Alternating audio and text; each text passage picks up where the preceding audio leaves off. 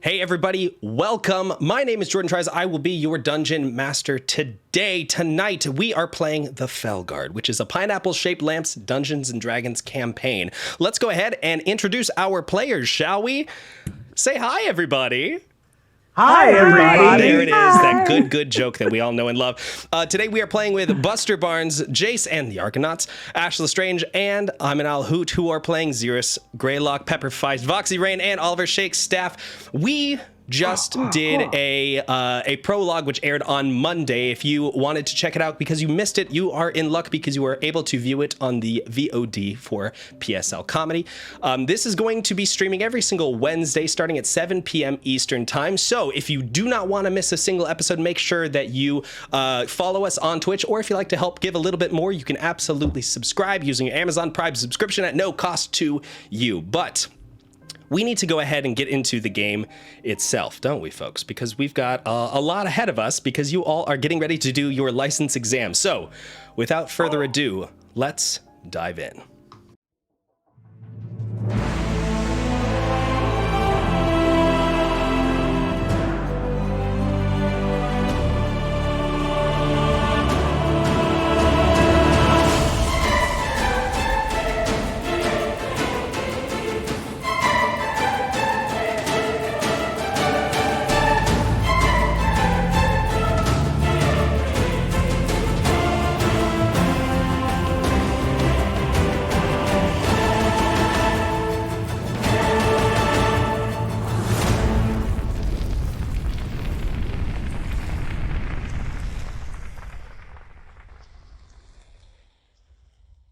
And we are back. All right, so previously on the Fellguard. Let me pull that up. So the continent of the Dueling Serpents is run by guilds, massive organizations that help control the progress of civilization, either by the development of technology or the protection of its citizens. And no guild is larger or more prestigious than the monster hunting guild known as the Fellguard. Our heroes, Pepper, Xerus, Voxy, and Oliver, have traveled across the continent to the capital city of Dawnspire to join up with the Fellguard. On their first day, they were randomly selected to appear on the same team for the recruitment trials, which is a deadly challenge designed to test new recruits' courage. But before they could even participate in said trial, they faced a threat in the form of a teammate by the name of Salfir. They were invited to stay at the Golden Truffle Inn, a well-known establishment owned by Salfir's father. And after maybe drinking a little bit too much, save for Oliver, who enjoyed his nice cold glass of milk, our heroes woke up to find that their recently purchased weapons and gear had been stolen and their door bolted from the outside. Pepper used their magical abilities to blast down the door, and then the group led by Xerus and Voxy raced towards the Colosseum, arriving just in the nick of time. At the recruitment trial, you all found Salfir and Kuruk all holding your gear, and you had the two of them kicked out, and then you made your way up to the Colosseum for the trial. And after a off-camera lengthy battle with a couple of giant wolf spiders, our heroes passed the recruitment trial and are now officially recruits for the Fellguard. From there, we pan up towards the bright blue sky early in the morning as we see clouds separate and we see a title card appear that says 8 months later. The camera pans back down, and the first thing that we focus in on is a large tower near the center of Dawnspire. These terracotta rooftops and these white walls. The camera pushes in and we close up on a window. This is a large window that has a view looking out towards the edge of the city, towards the looking towards the west, where you can see a lot of the forest. Peppering all along the outside of this window are plants and flowers. The camera goes in through the window and we see Voxy Rain. You were just starting to get up. Now, reminder, this is 8 months after the events of the recruitment trial. Describe your bedroom for us, your dorm room. Well, my room is just full of beautiful plants and flowers that remind me of the forest from near where I grew up. And it reminds her of the calm and the comfort of being out in the forests. And so there's just plants everywhere. Very simple bed in the corner next to the window, and a stack of books on the bedside table about, the combat and the history of the Fellguard and the history of all of the rangers that have come before her. And it's a very simple, warm space. Okay. You wake up, give a big stretch as you turn over in bed, looking out at all these plants that you have that are sort of circling up around your bed frame and these pothos vines that are climbing up the walls. You look up at the bow hanging above your bed, the cherry wood bow, and suddenly it hits you. Oh crap! What time is it? And you quickly look out at the at one of the clocks that you have on your wall, and you can see that you are late. You have a meeting in, well, it should have been about 5 minutes ago, but you've got to get dressed. So you quickly grab all your stuff and start getting everything together, and you burst out the door and you go sprinting down the hall. From there, we're going to transport ourselves over down a couple more rooms to Pepper's room. Pepper, can you please describe your room for us? Yeah.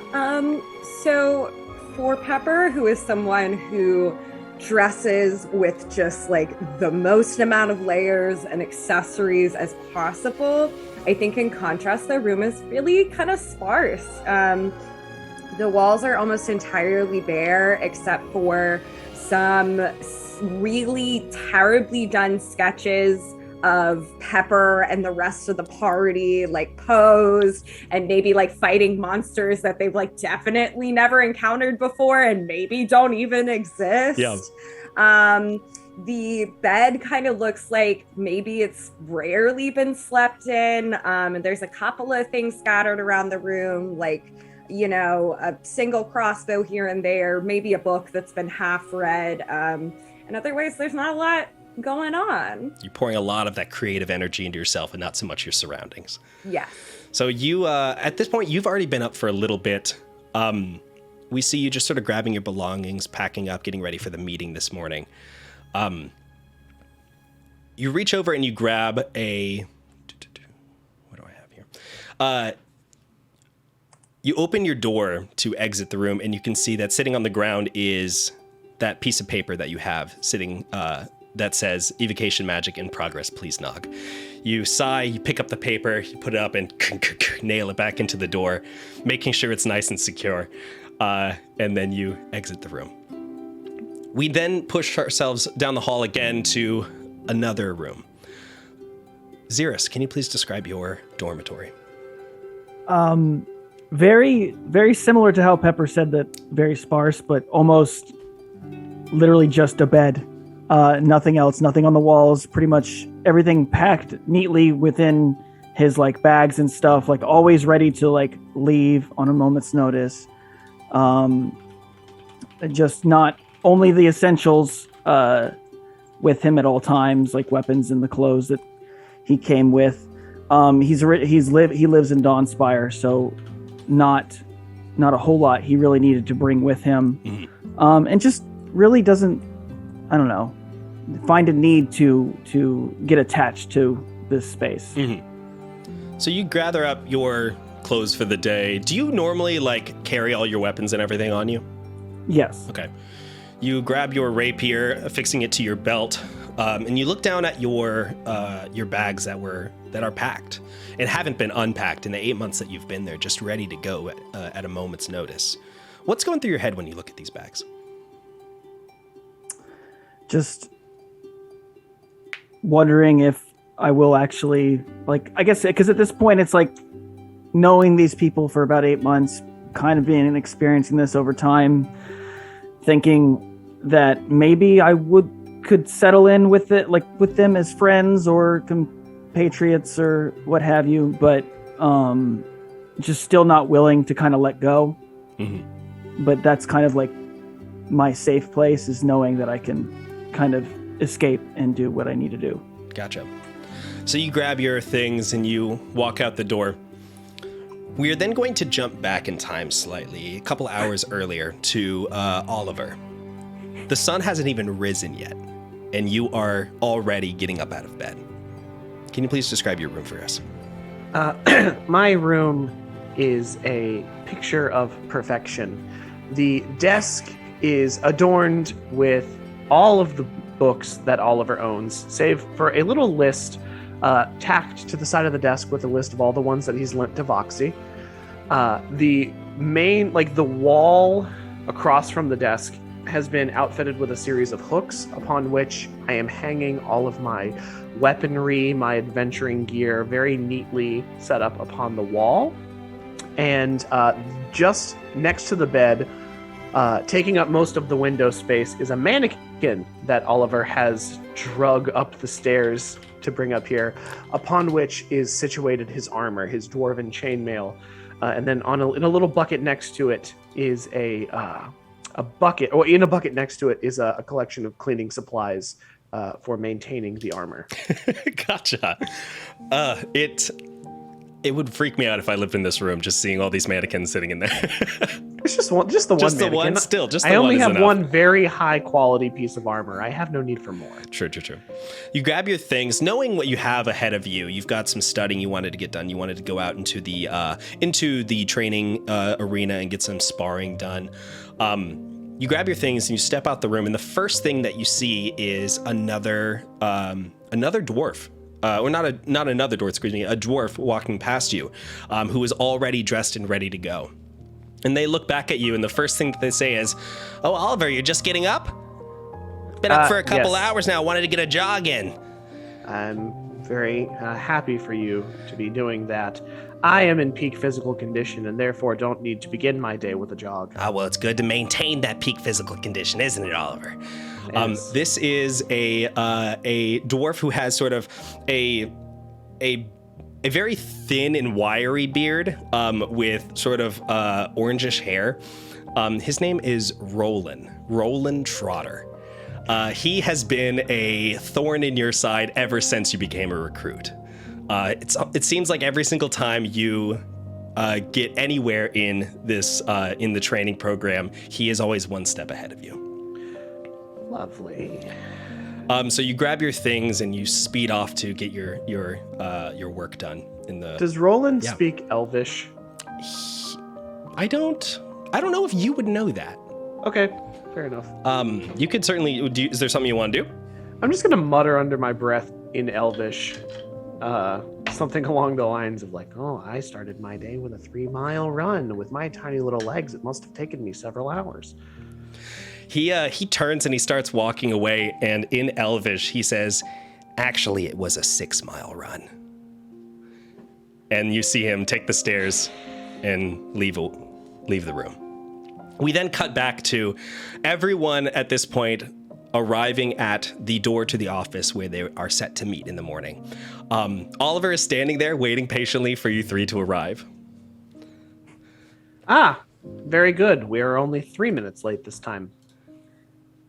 Hi, Oliver. I was so hoping you were going to start today by reminding us that we should be punctual, but I will have you know, this is earlier than we've ever all been here together at once.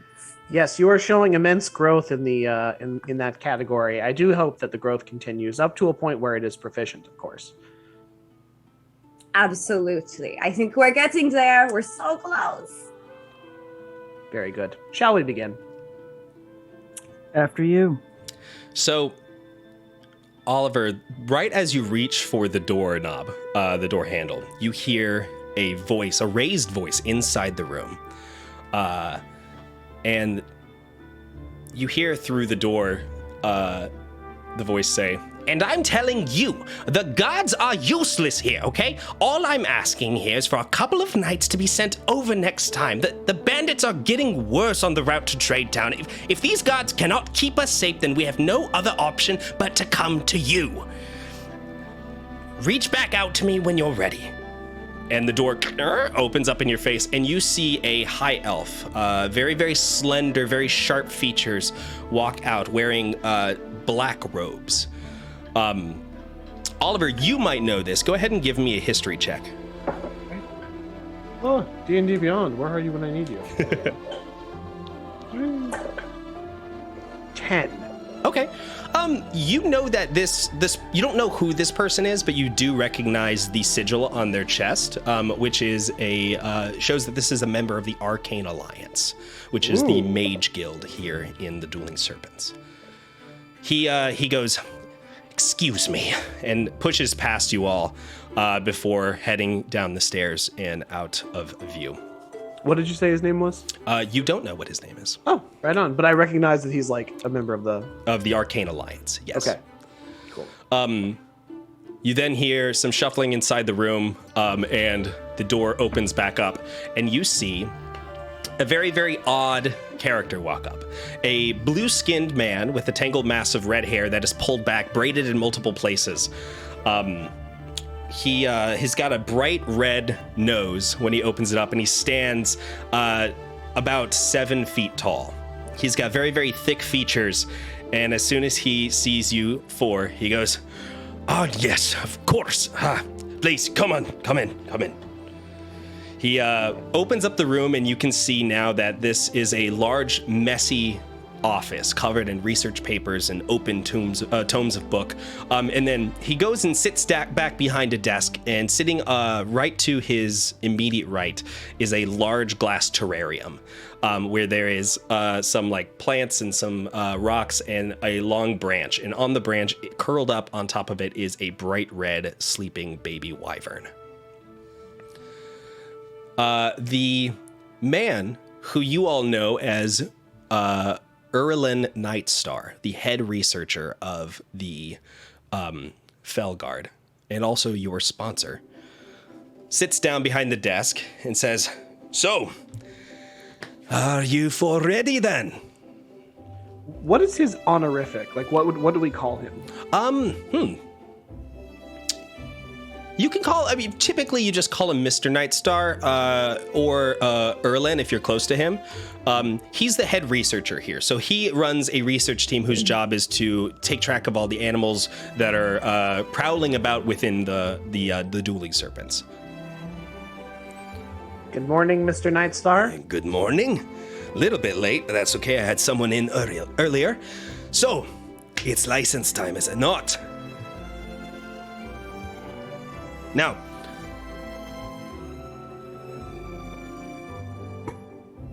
let's see, sorry. He leans back, says a little frazzled after that last conversation. But let's go ahead and get this taken care of. You four are getting ready for your license trial, no?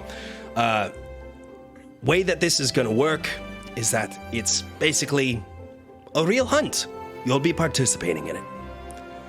It's not going to be a hard one. We're not sending you off to fight a dragon, no. But look at this. He grows and he pulls a scroll open and says, "All right. There have been reports from a district just outside the outskirts of Dawnspire known as Mill Hill. Townsfolk claim that there's an attack by a large wolf. Your job as recruits is to go out, investigate the claims, make a judgment, either hunt or relocate the beast.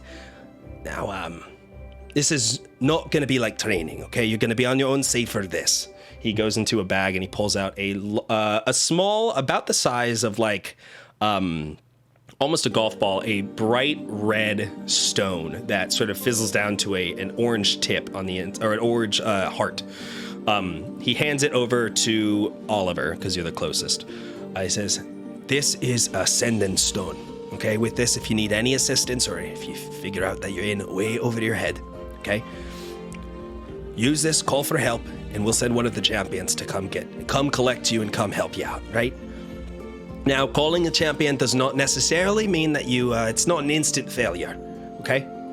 Some jobs aren't what they seem, so you're being graded on your ability to judge the situation, make a call, and then follow through with the solution. Any questions?" No. We are as prepared as we can possibly be, sir. Wonderful. Thank you for the opportunity. Can I Absolutely. do a compliment instead of a question? Yeah, I'm always willing to accept a compliment. You are so good at being a sponsor, and you, I think, really just encourage us really nicely. And you're really good at putting on a positive face after you just got yelled at a lot. So I'm really just so proud of you for suffering through that and then still being really nice to people. Thank you, Pepper. I do appreciate that. It's, listen, the Arcane Alliance has been up my ass for past couple of months. They've been having some issues.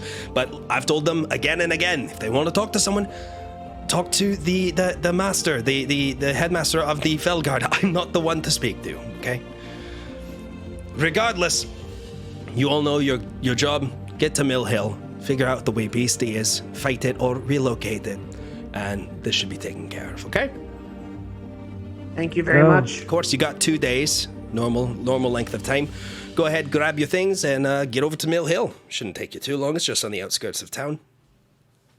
Very good. We shall be back in an expedient manner. All right. You all get up and you exit the office. And is there anything that you all need to do before you head out? Probably just get the rest of my stuff. Okay. Head back to your room, gather what you need. Does anybody else need to grab any supplies from their rooms? Nope. No, I think I came prepared. Yeah. All right. So Oliver, you run back, grab your things. You all meet in the main guild hall, the same area that you met the first time you were joining up with the getting ready for the recruitment trial. This massive marble room with these large marble columns. Up at the top, there is an open circle that leads out into the fresh air. The room is filled with trees and plants that are growing out of like potted areas where birds are fluttering around. It's a very pleasant space to be in. It's not unlike your room, Voxy. It's very full of nature, very connected to it. Oliver just comes back in, like gigantic overstuffed bag full of metal and books, just clanking along, spear over each shoulder, just ruining the vibe completely. Clink, clink, clink, clink, clink, clink, clink. And makes his way over to the group. I am prepared. Are you sure you're going to be able to hold all of that? I am exceedingly strong physically. Thank you. If You say think you're so. not strong mentally? I think you're am. very strong mentally. I did not mean to imply that I am not strong mentally. I will have to spend time thinking about how I compliment myself in the future so as not to accidentally discompliment myself. I think self-talk is really important. And I just want to make sure that you're being kind to yourself, Oliver. Pepper, Pepper, let's I've not been- break Oliver, please. I've been working. No, really the hard bag on is that. going to break his back. I don't think that that's on me at all. Do I have any books that would be helpful in hunting a wolf? Let's say that you have a couple of things that are just like nature books about the flora and fauna of the dueling serpents. There's not much in there. It's not like a manual about how to hunt wolves, but there's a lot of things in there that discuss like pack behavior, where they can be found. Some stuff talking about the way that these wolves hunt, whether or not they're scavengers or if they go out actually and hunt animals. Yeah, if you wanted to spend some time reading through that, you certainly could. Just face down in the book, just sort of watching the feet of the rest of the group so I don't walk into anything. You all go to the stables, which are just outside of the main hall. This is the area where you can rent carts to take you to specific places. It costs you nothing that since you're recruits, and they want recruits to be able to get to places to do stuff. So you're able to rent a single horse with a single cart attached. One person would be driving, 3 would be sitting in the back. So what's the order for this? Who's going to do what? I think Oliver would appreciate the additional reading time if anybody else wants to Yeah. drive. I'll drive. I think I would take a passenger. We I'll drive should- because I don't know what Pepper's going to be like behind the wheel. Oh. Yeah. We should take turns maintaining a watchful eye whilst we are traveling. Good point. I feel like Very we should well, all probably I will be go doing first. that.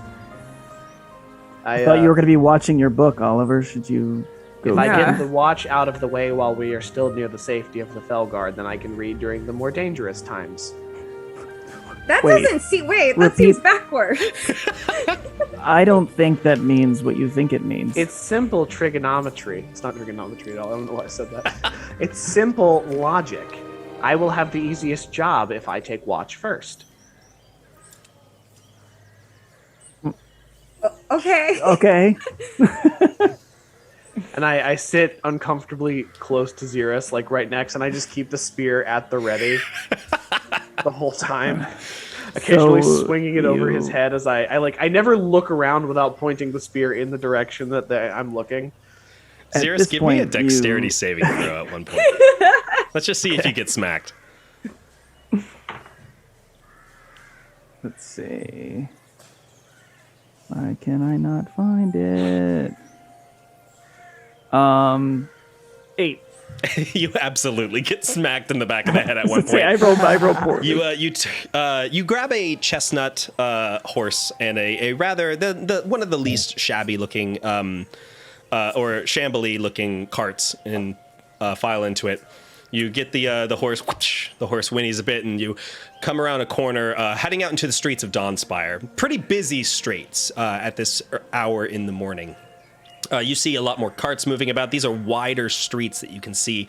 A lot of awnings and tent stalls sort of line the streets here. A lot of people moving in and out of the streets. So you're going to have to sort of maneuver your way through them. You know that the area where you're heading is towards the south. It's on the route that heads down towards Trade Town, which is...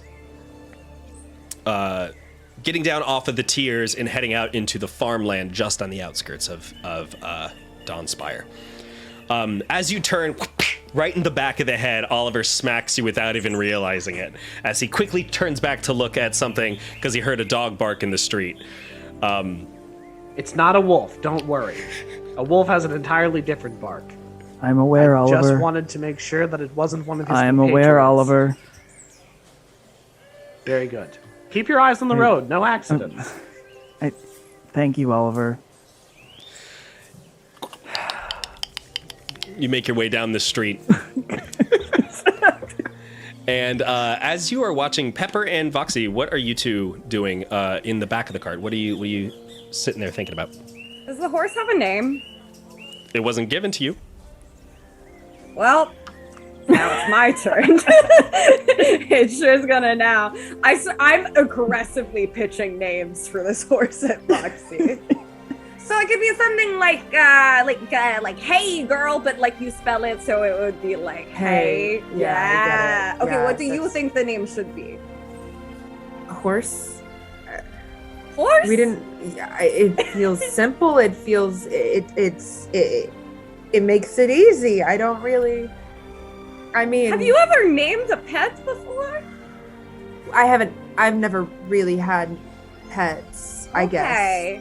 I mean, there were animals in the village, and I was around animals a lot, but we didn't really name them. Okay. So this is your first time. So you bequeath the name horse onto this. Horse. Horse. Yes. Is it a good name? It's an excellent name. Thank you. Okay. Sure. I dub thee horse. Okay, Ziara's be really nice to horse up there. What? You heard me.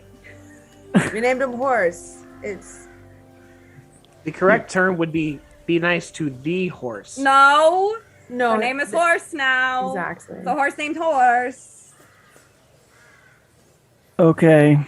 That would be confusing for some people. Just feel let like it go, Oliver. It makes it a lot less confusing. I think so. I like the way Voxy thinks on this. The brains of the operation, if you will. Oh, so.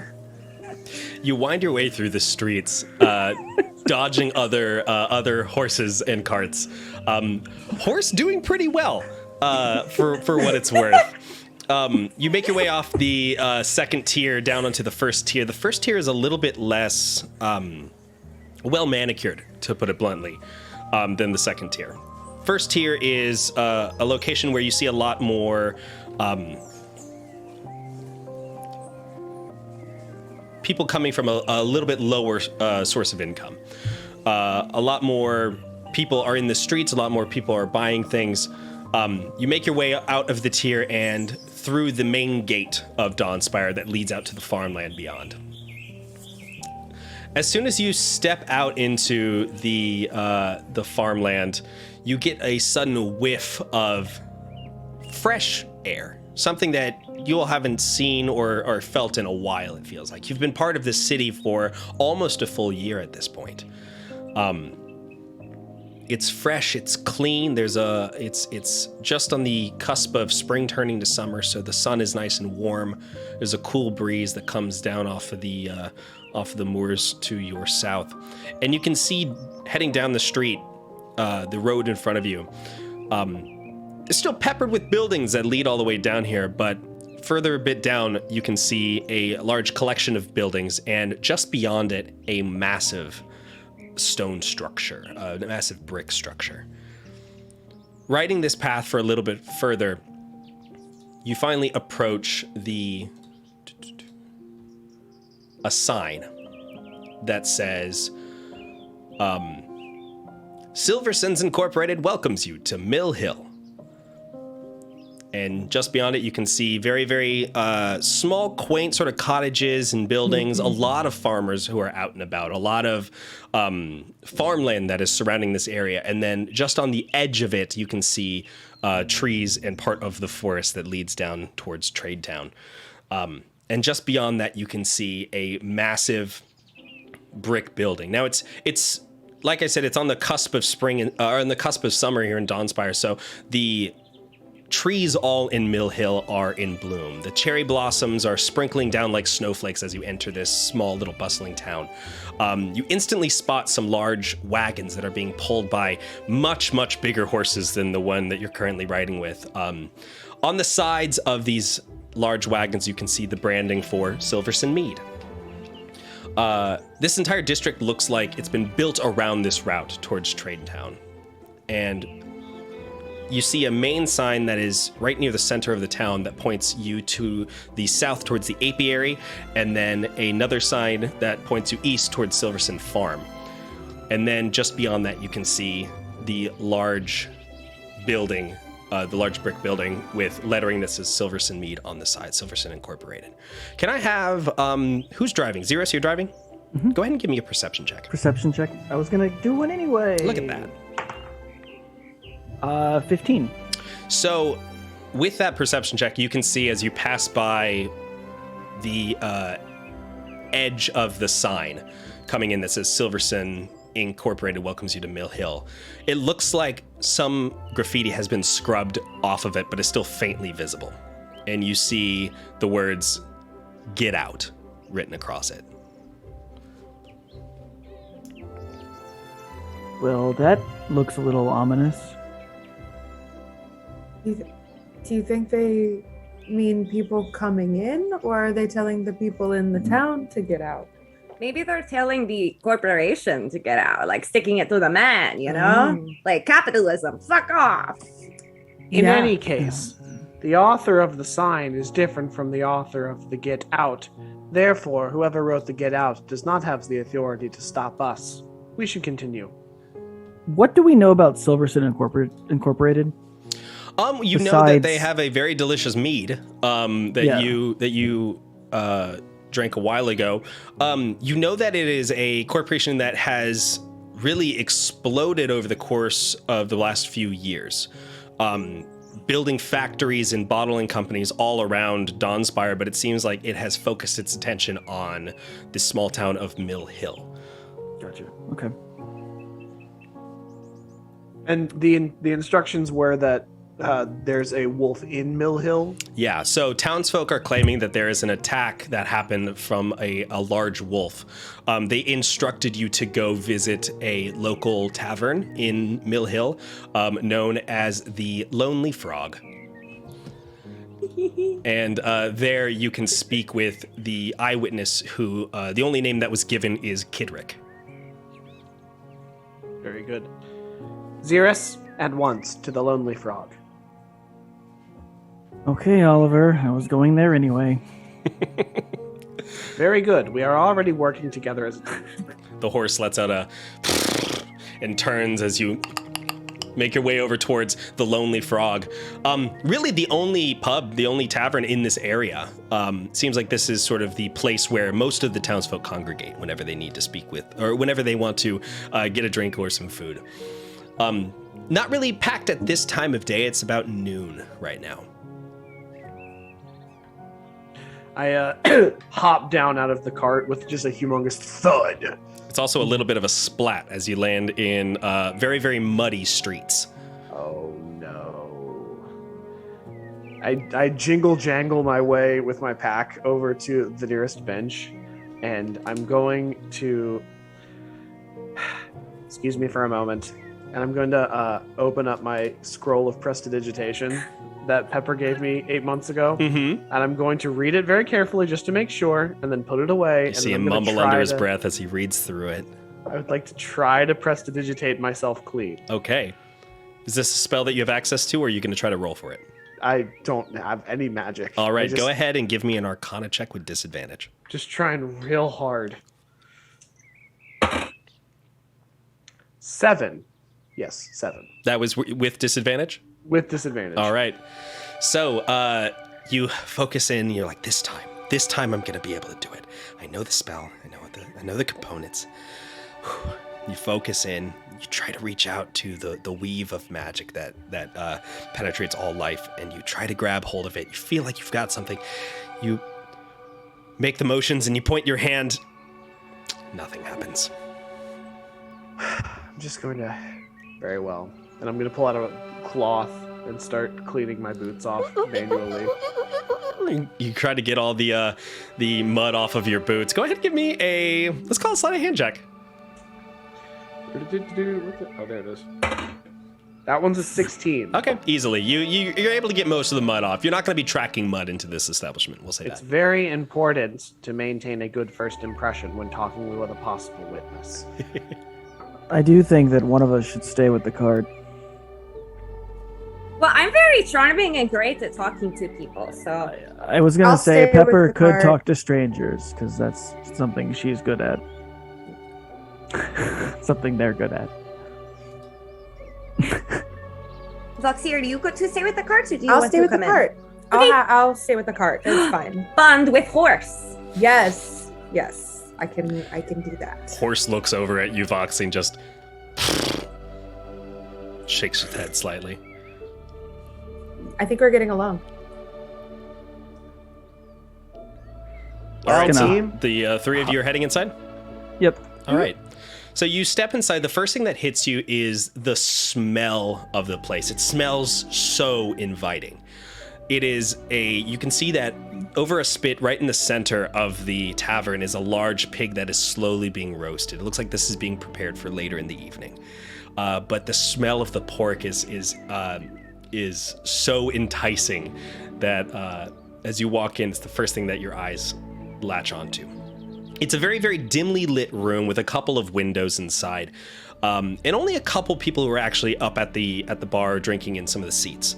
Back behind the bar, you can see a tiefling who has darker bluish skin, is cleaning up, putting away some glasses, sees you come in, and when they see you come in, the first thing that they do is they just they look up and say, just take a seat wherever you'd like. Oh, hi. Actually, my name is Pepper, and these are my friends, and we're with the Fellguard, actually, and we were told to come here to talk to someone. Oh, okay. Yeah, that'll be Kidrick right there. He points over towards a booth, and you can see off in the back corner, facing away from you, is a dwarf with lighter blonde hair that's been tied back in a top knot. And you see him sitting there, and he takes a quick glug of his ale and puts it back down. He doesn't turn around to look at you. This man is my favorite person I've met today. I will skip over to... Who else is in the bar? Oh, there's just a couple folks. There's a couple townsfolk. It seems to be that this is the usual group of people who come in to just drink all day and just relax. Couple old folk who got nothing better to do, and a couple people who are really down on their luck and trying to drown their sorrows. Sad. Hello, Mr. Kitter? Oh. Hi, how you doing? Hi, my name is Pepper. This is Iris. This is Oliver, and we're with the Fellguard, and we were told to come talk to you about the wolf problem. Oh, you're with the... Okay, yeah. Please, take a seat. So, you three are with the Fellguard. I take out a big, just a piece of paper and a charcoal pencil, and I at the top, I wrote large wolf investigation, and then today's date, and then I just look. Right, so, how does this work? Oh, well, why don't we start by telling us the things that you know about the wolf attack? When did this happen? Right, this, happened about 2 nights ago. I was, coming back from this place, and I heard a noise out in the field. We had a couple of issues a couple nights back, some kids going out setting fires, so I decided, I would get out there, see if I could, catch them in the act. I go out there to take a look. I don't remember it. I don't remember hearing it behind me until I heard the growl. I turned, and there I seen the biggest bloody wolf I'd ever set eyes on. I think it was bigger than one of them Silverson wagons. I let out a scream and ran as fast as, my legs could carry me, and must have surprised it because it didn't really give chase. Tell you what, you ain't catching me out in that rotten field anytime after dark again. That's for sure. I'm so sorry that happened to you, but I'm very glad that you're okay and that nothing happened. I'll drink to that. He goes and he takes a big glug of his ale, sets it back down, lets out a big belch, and settles in. So you just Huge saw thing. this wolf. Aye. Nothing happened. Well, it growled at me. Okay. Damn thing What could have did it, taken off my head with one bite. Tell you that much. Something that you folks Absolutely. deal with, yeah? Yes. You said it was very big, right? Did it have any other, I know you saw it very quickly because, obviously you didn't want to look at its face for too long. Did it have any other, defining characteristics or anything that, color or something like that? It must have been demonic or something. Big black fur, these large, spikes coming out of its back. Thicker than hair, almost like a porcupine spikes. And then its chest was glowing with an eerie red light. Never seen nothing like it. Jesus. Would Doesn't any of us know what that means? Go ahead and give me a nature check. May I hop on this one? Yeah. Do you want to help? Yeah, sure. Who's got the better Good. nature? Good. I'm glad you did because of what I just rolled. All right, Oliver, just go ahead and roll nature. Okay. Yeah. I got a 4. I got a 4 too. I mean, really, anything's possible out in the wilds, you've known. Okay. I mean, glowing red is not typical, but also monsters aren't typical. This doesn't sound like a regular wolf. Okay. Kithrick, Aye. would you mind? I don't want you to have to show us because obviously you don't want to go close to the field again. So you were on your way back from the inn. About what direction were you kind of heading, just so we know where this happened in the field? He goes, well, it's daylight, might as well show you. And he stands up, he points over at the barkeep and it points at the glass and says, I'm coming back for that. I'll pay for it. And and the barkeep just sort of nods and goes back to putting away glasses. Kidrick leads you outside. Across the street from this pub, there is a large fence. He goes easily through the fence. The rest of you will either have to climb over it or duck down underneath it. Takes you out into this large wheat field. Just on the other side of the wheat field, you can see to the south, you can see these large little bundles of buildings. This is the apiary for the meadery. You see him walk over, and he gets almost to the edge of the forest that borders this field. And you see him point down, and in the mud, you can see... Excuse me, not in the mud. Yes, in the mud. You can see these large footprints. His footprints, in fact. He points out of him and says, "This is where I were standing." He points over towards the tree line right at the edge of it and says, "That's where I saw the beast." Are there any other footprints around? Yeah. Go ahead and give me an investigation check. Can I help with that? Yeah, go ahead and give him, let's just have you both roll separately instead of doing the help action. Okay. Have I rejoined them, or do I see them now that they're outside, or am Yeah, I if still they over by the cart? if they exit the cart, do you want to join them? Yeah, I'd like to join. Sure, absolutely. So you hop off and roll I'll up. quickly catch Voxy up while they're doing this. Got it. Just so Voxy knows everything. I got a 12. Okay. I got a Rolling 10. real high tonight. Okay. So Oliver, looking around, it's weird. Unless the forested area, the field itself is very muddy. It's very easy to see the footprints of Kidrick. But the edge of the forest, it feels like either it must have been covered by the trees or what have you, but it doesn't seem like no footprints have set into this area. You haven't been able to find any. Based on my calculations, this creature did not leave any tracks. Are you saying it wasn't real or an illusion? I would never go so far as to draw such a conclusion just off the lack of tracks. Are you saying that I'm making things up, are you? No, we're saying that this kind of monster has some special characteristic about it, but we're trying to figure out what that means. We would never insinuate that this didn't happen or wasn't a real thing. Yeah, there's something special about it. Something not of this world. Kidrick, could you tell what direction it was possibly coming from? Well, they come up behind me. But it must have been standing there. He points over at the edge of the forest. But it didn't feel like it came out of there.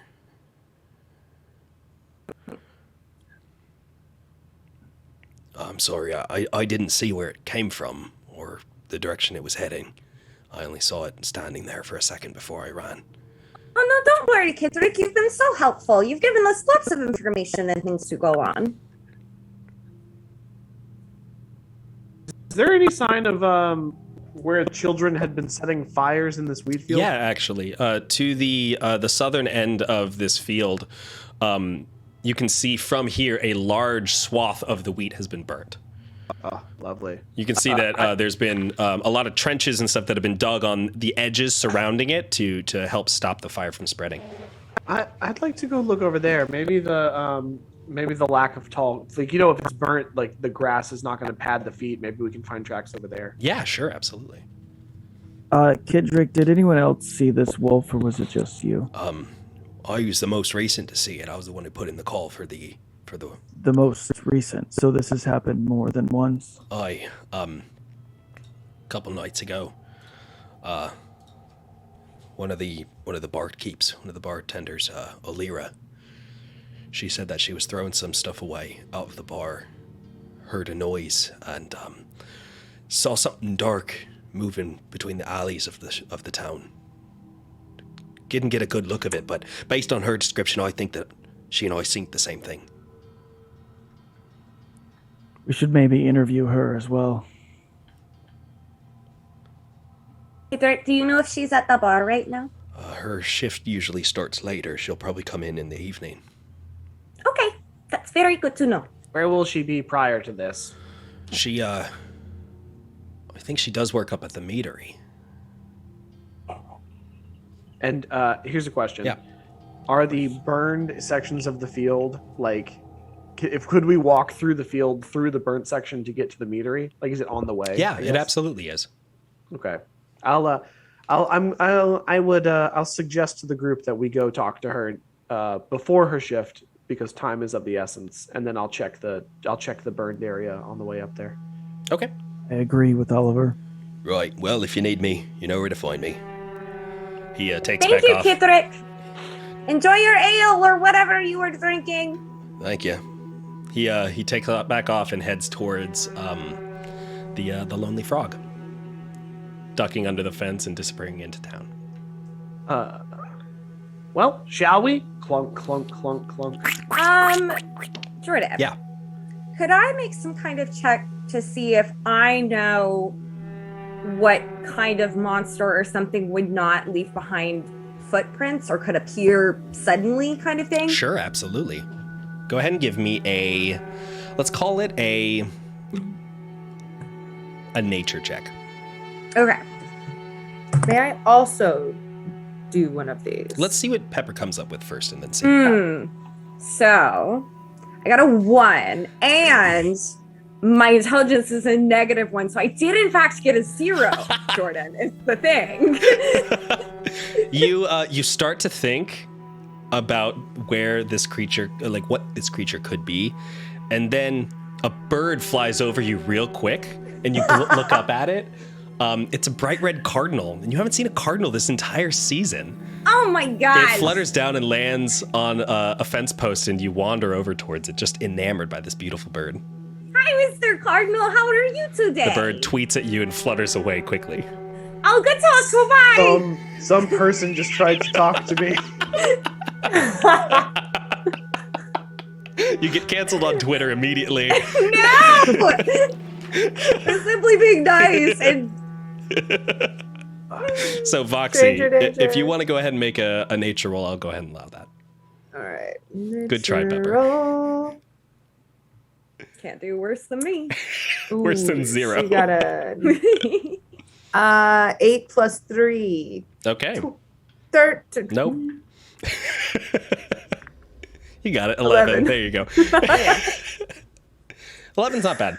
So, in terms of monsters or beasts that wouldn't leave behind tracks, I mean, there's a bunch of different options. There's some, options of that it just simply didn't step in places where tracks would have appeared. It could have been harder ground. Another option is this is an intelligent beast that knew how to cover its tracks. Another option is this may be a beast that has the ability to fly and was just floating above the ground and simply not leaving tracks. There's a lot of variables that come into play here. I think. Is there a chance, Oliver, that what's this guy's name again? The one you just spoke with? Kidrick. Yeah, Kidrick. Is there a chance that Kidrick is, maybe had a little too much? You know what I'm saying? And maybe didn't really see what he thinks he saw. What was my informed opinion of Kidrick? I mean, he seemed like he had a fright. Go ahead and give me an insight check. Okay. While you do this, you all start to head over towards the burned area of the field, heading in the direction of the meadery. 8. He seemed like he was shaken. You couldn't really get a read on him. He seems like he's one of those dwarves that keeps everything bottled up. You're very familiar with this type of dwarf, who doesn't want to show too much emotion or show any weakness. But he wouldn't tell you that he ran from something unless he was like, he wouldn't lie about it, Sense. Well, then we have someone else to talk to prove his claim. Yes, I think that perhaps once we're able to corroborate his story, we will be able to tell how much of it was true. All right. Well, it sounds like we got somebody to talk to. So at this point, you arrive at the burned area of the field. Oliver, you're the first person to arrive, so you see this. You see a large...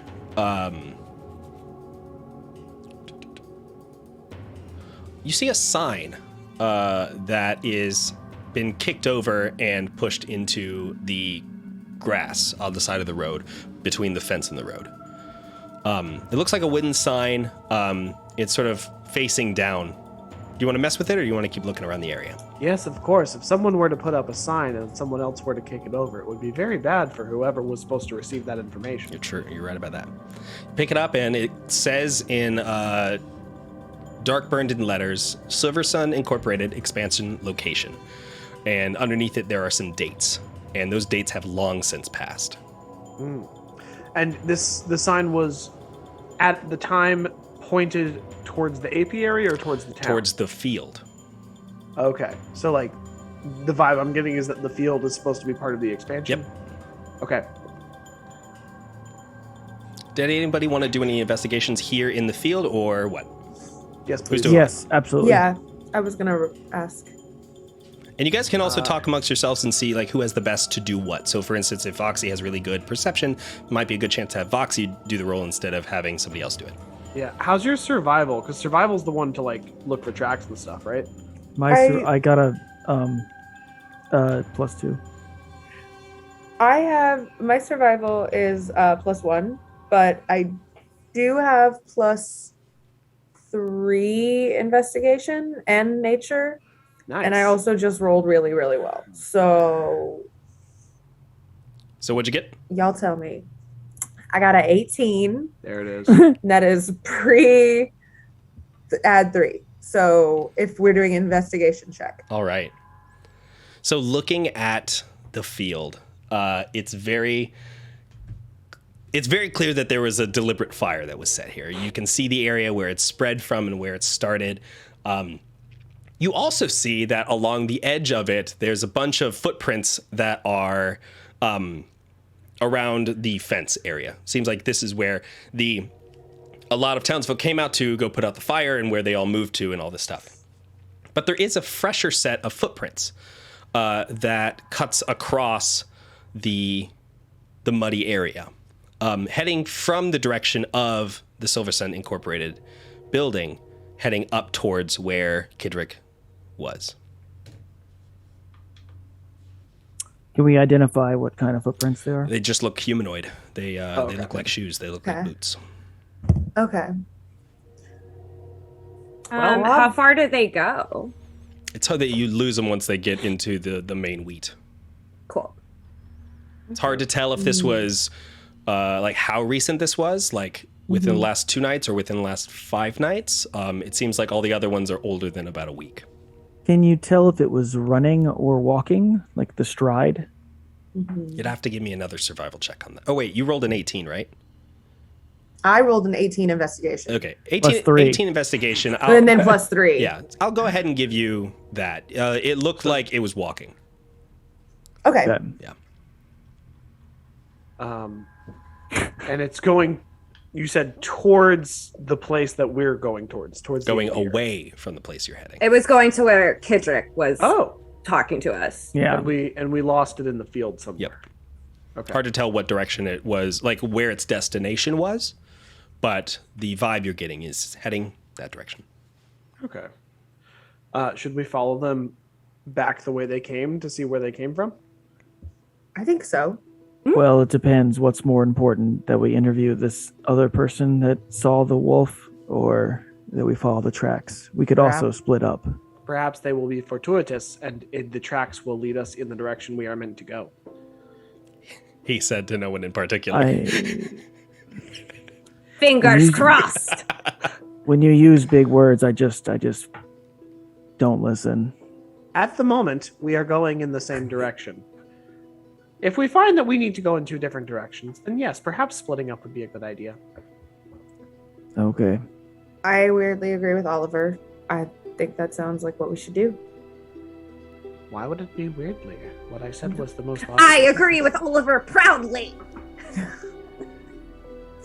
Anyway, start walking. All right, you start heading in the direction following the footprints. They seem like they are heading back in the direction of the meadery, the large brick building that you can see down towards the apiary. You lose them as soon as they get to the road, however. What was the name of the... Oh, wait. Out of character. Yeah. What was the name of the person we're looking for? You are looking for a character by the name of Olira. Lira. And the road that we lose them on, is this like a gravel road? Is this just a path? It's a paved road. It's the main route that heads down towards Trade Town. So Okay. this is a well-traveled road. Gotcha. So somebody deliberately, decided to walk through the field rather than just take the road. Someone would sully their boots on purpose? Well, yes, clearly. This town is very strange. Anyway, and just Which direction do we think they went in? The footprints were clearly going from the meadery towards the field in terms of where they were pointing. But once we lose them on the road, do we know which direction they were going? I meant No, you don't. If they got to the road, did they go left or right when they got on the road? So let me paint it for you again real quick. So it looks like, tracking the footprints from the field, they are pointing in the direction of the field. Walking back with them along, they reach the road as if they had stepped off the road, heading towards the field. Gotcha. Yes. So our common sense tells us this person came from the meadery Potentially. at the moment? Okay. Well then, I think that's where we need to head. Agreed. All right. Is there a doorman? So Per walking person? down the road for a little bit, it takes you about 10 minutes of just walking. As you approach this building, it gets more and more ominous the closer you get towards it. Now that you are closer, you can see this large brick building that's got like a factory attached to it. There's all these carts that are coming and going from it, all these massive carts pulled by these massive horses, all of which carry the Silver Sun Incorporated logo on them. As you get up to the building, there's no doorman or anything, but when you open the door, there's a secretary sitting inside who just looks up at you and says, yes, can I help you? Hi. Hello. Oh, sorry. Hello. Oh no, Oliver, I don't want to interrupt you. Let Pepper, you go ahead. Pepper should. This is Hi! You see in front of you a very, very old dragonborn woman with graying scales and is just sitting there looking at you. What's your name, miss? Oh, good, a name. Okay, hold on 1 second. Sorry. Yeah, fine. Well, my name is Elaine. Elaine! Yes. Well, it's very nice to meet you. Nice to- My name is Pepper. Pepper? These are my friends, and we're with the Fellguard. I don't know if you have heard that people are seeing a big scary wolf around town, but that Oh. is what we are investigating. Well, that's a nasty business. It is, Miss Elaine. And so we were actually hoping to talk to Illyria, who works here, because someone said that she might have some information for us. Oh, say the name one more time, please. Illyria! Can you spell it? I absolutely cannot. I will put the question on the DM. Olira. Illyria. Oh, I sorry, I misheard you. I thought you said No, Ilaria. you're fine. Yeah, she might be on her break. I can go fetch her if you just go ahead and wait here. Oh, that would be wonderful, Miss Elaine. You are so kind. Of course. She gets up and just agonizingly slowly makes her way into the back, goes back into the room, and vanishes. Can I take a look at what's on the desk Yeah, here? absolutely you can. This is just a secretary desk. You don't really need to roll to see all of this. You do see, however, looking past the door that she just exited from, you can see through the window a little hall with another door at the far end. And on that door, you can see a name that is painted that says Calland Silverson. Looking across the desk, you can also see the a schedule that's laid out. You can see a couple like names and times that have been put up, and it looks like Callan's schedule for today is pretty wide opened. Should we talk to Callan? Sure. Do you think we can? I think Elaine likes me. And we can always find a way to talk to him. That sounds so threatening, Xerus. Okay. Xerus is just threatening every single person he sees. It's my demeanor. I'm really not trying to be aggressive. No, you're not. I just tried to point it out to you sometimes so you know when you're doing it. Thank you, Pepper. Of course. So what are you guys doing? Wait, I am confused. Yes. Why do we need to speak to this man? Well, he might have seen something too. He does not seem, based on his station, which is all that I know of him at the moment, seems unlikely that he would be traveling in fields at the nighttime. You're right. Whether or not he was the one in the field, he may have something to do with Or what's maybe going he's on. heard something. I mean, he has a lot of employees here. Or maybe, you know, he knows something about why people are really fucking mad at the military right now and putting up their signs. And Clearly, people are upset, and he is probably at the center of it. or why the expansion didn't happen either, and why the field's still open. But we are here to kill a demonic wolf. The Yes. problems of the meadery in the town have very little to do with us. No, Not- Oliver, the big picture. I feel like the wolf will be solved as we solve the rest of it. Also, sometimes it's good to just make connections with people in power. Oliver can get behind that last one. Okay. Third time's the charm. If she doesn't come back soon, I'm going to start reading a book. She has not come back yet. I'd like to, I probably wouldn't have brought any demon books with me. So there's, Are there stairs? Are there? yeah, I was like, what else is in the room? Do they You go know? through a door? Yeah, so it's just a door in front of you, and looking through it, there's a hallway that leads to another door. That door is the one that's labeled with the name Callan Silverson. The door that she took seems to lead back toward the factory itself.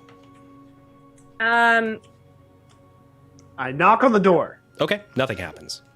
Are you going to Callan's door, or are you going to the door? Callan's Okay, door. you open up the door in front of you, leading to the hallway.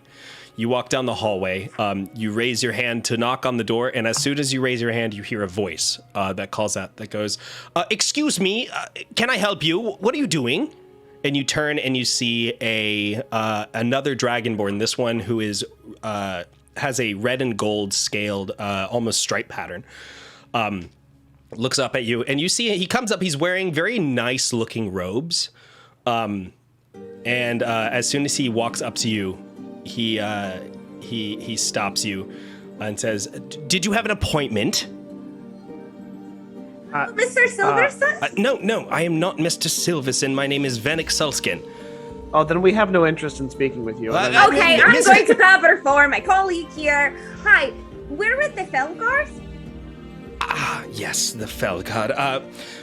Look, he goes and he steps between Oliver and the door, and says, if you wish to speak with Mr. Callan, you'll have to make an appointment. He is terribly, terribly busy right now, and I'm sorry. No, he's not. We looked at his schedule. No, he is absolutely busy. He's slammed with appointments. I mean, we're trying to get the expansion up off the ground. There's so much going on. Oh, I'm so sorry, but we talked to Elaine, and then we saw the schedule, and so it seems like it might be a good time now, actually, that he has this very small, minuscule window open. As soon as We you can say go and that, get it for you and show you. as soon as you say that, the door opens and Vanek sort of stumbles backwards a little bit and collapses onto a very, very large human.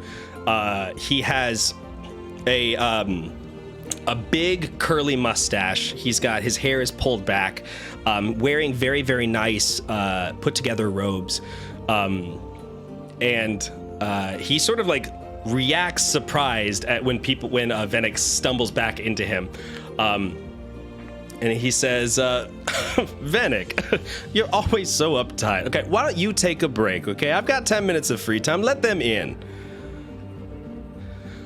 He lets you all into his office, which is a large, beautiful office, gorgeous wood furniture, a little section where there's like a little seating arrangement, almost like a den, and then his massive, beautiful desk and a bunch of accolades back behind him. Vanek says, is there anything else, Mr. Silverson, or can I, do you need anything? And Callan looks over at Vanek and goes, Vanek, I've got this, okay? These are just customers. I can speak with them. And he sort of shoos his hands away, and Vanek goes, of course, and exits the room, and the door shuts a little louder than it should have. Callan Silverson lets out a big, beautiful smile and says, How are you doing? I'm Callan Silverson. Pleasure to meet you. Please have a seat. What can I do for you? We're here to network. Oh my goodness. My Hi, favorite thing to do. Mr. Silverson. We're with the Fellguard. The Fellguard. All right. You're looking into this nasty wolf business, are you? Absolutely. You are so clever. That is exactly what we're looking Talk of the into. town, and in small towns, talk is happening all the time. Absolutely. I just was wondering, what have you heard about the incident? I sure hope you haven't seen the wolf already. No, thankfully I don't spend my time outside these halls that much. Working late nights. Go ahead. I've heard tales from some of the people around town saying that they've seen this big old horrible beastie. Fortunately, I haven't seen it myself, so I can't really chalk it up to anything more than just tall tales. It's so hard too, because that's where you're supposed to be expanding too. Is that something you're worried about? Yeah, well, it's certainly thrown a wrench in the gears, so to speak. Trying to get the expansion up off the ground. Fighting a little bit of roadblocks here in the town, but just another roadblock, as it were. Just the sooner that this problem is taken care of, the better, I can say. Can I do an insight check? Absolutely, on you can. This fucker. Yeah, 100%. Is he This standing? fucker? He is. Or- He's seated, and the way he is seated is the most like, I'm in charge of this room kind of sitting. Okay. I have got a 19. Amazing. He is definitely, when he says roadblocks, he means that like he almost says it with venom in his voice. But when he says that taking care of this problem, getting rid of this wee beastie would take care of a lot of problems, he is being truthful. He doesn't seem like he's lying at all regarding that. But he definitely has some animosity towards this town, Sure. for sure. Absolutely. Well, I'm so sorry that you're having problems, but this is already so successful. I'm sure that it will get up off the ground very soon. Get up off the... Thank you very much. And what'd you say your name was? Oh, my name is Pepper. Pepper Fight. Thank you very much, Pepper. Tell you what, are you a fan of mead? Yes. Oh, I've had your meat before. What'd you think? Oh my goodness, I had way too much of it, so that will tell you the answer. Well, always drink it in moderation, okay? I have to legally say that. But tell you what, I like the cut of your jib. I'm gonna go ahead. He reaches down and grabs a bottle, a really nice ornate bottle, and says, "Here, you can have that on the house, just for enjoying it, and keep on purchasing it in the future, all right?" Oh, Mr. Silverson, you shouldn't. That's so kind Oh, of please, you. we're just networking, aren't we? And he gives Oliver a little slap on the shoulder. Absolutely. Well, I will Just like a definitely keep this, and I will go spread the word everywhere about how good the meat here is and how nice the owner is. Please do. Thank you, Peppa. Absolutely. All right. Is any other questions about this big old wolf? We seek one of your employees. All right. If they should be on the mandated break about now. If you want to go speak with them, did you speak with Elaine up front? Yes, she said she would go find them and then did not come back. Yeah, she's a bit slow. Yeah, that's the best way to put it. I was trying to think of a more kinder way to put it, but yeah, slow. Not the fastest sprinter among us, but she's wonderful. She's been part of the old family here for a couple generations. So, yeah, if you want to go speak with her, I can show you around the factory floor if you'd like. Oh, that would be great. Of course, come with me.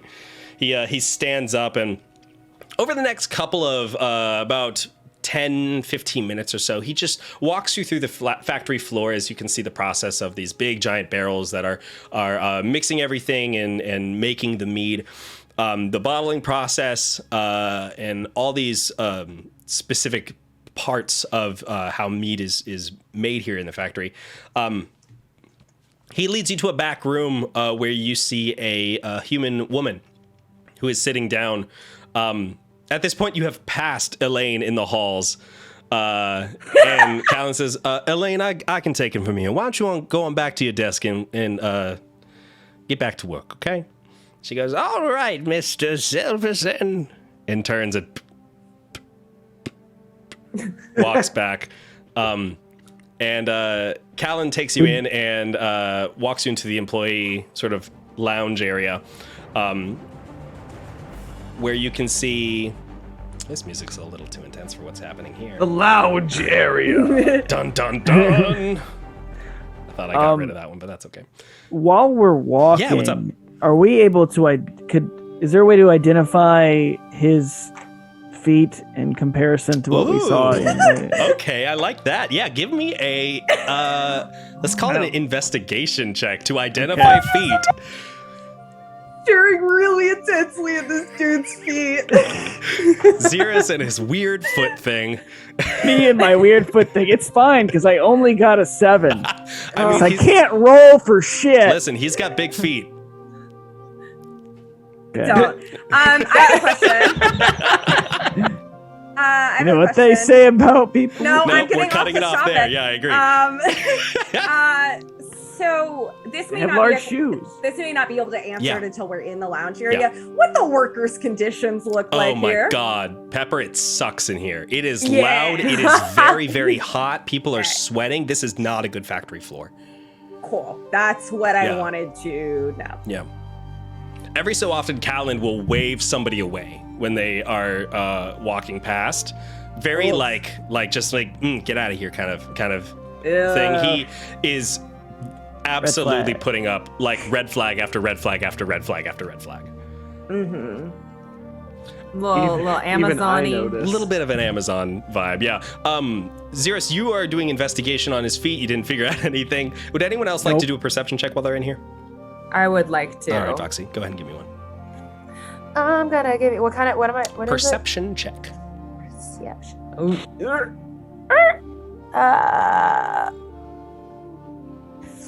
That was a 10, so I didn't do any better. There's a lot little of it's really tough to be in here. It's so hot that you're getting a little bit overwhelmed by the heat. You don't unfortunately notice anything out of place in here, other than just the very terrible worker conditions. By the time you get to the workers' lounge, which is just like a room with very, very poor arcane crystals that are dimly lighting this space with like a single table and like 2 chairs, you see Alira there. She is eating a sandwich and looks up at you. We wish to interview you regarding your recent interaction with a monster. She goes, okay. Hi, I'm so sorry for my colleagues' very blunt way of speaking. My name's Pepper, and I think her name is Valeria, correct? Alira, yeah. That's what I said. And so I just wanted to talk to you. We're with the Fellguard, so we're trying to take care of this issue. And we had talked to Kitrek earlier, who's the one who called us. And he said that a couple of nights ago you saw something in an alley. Yeah. She looks over at Calland, who is leaning against the doorframe, watching her. And she goes, yeah, I was, a couple nights ago, I was in an alley, heading home, and I heard, something, growling. I thought it was a dog. But it seemed, I don't know, bigger than a dog. And I sort of snuck up on the side of a building, and I peeked around it, so I wanted to see, I thought it might be a bear. And then I saw like this large shape just moving so quietly through the alleys. It was just a shadow, basically. And as soon as I saw that, I turned tail, and I went back a different way to get home.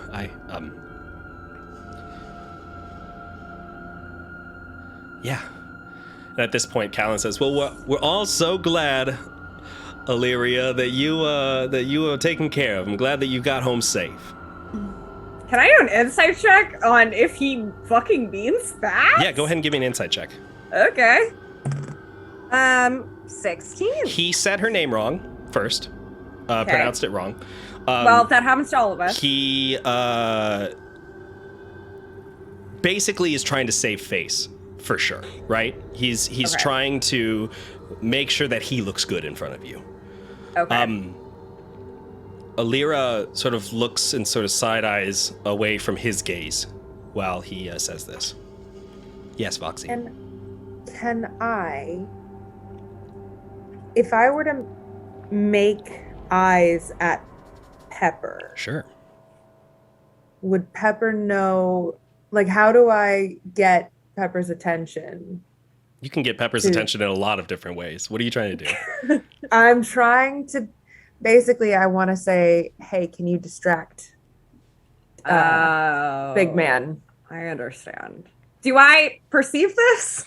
Make a we can do a roll if you guys I want to roll love how here. I was about to do a very similar thing. I'm like, how do we get, or maybe, maybe it's not just Pepper. I was thinking Pepper because Pepper just done the perception. So is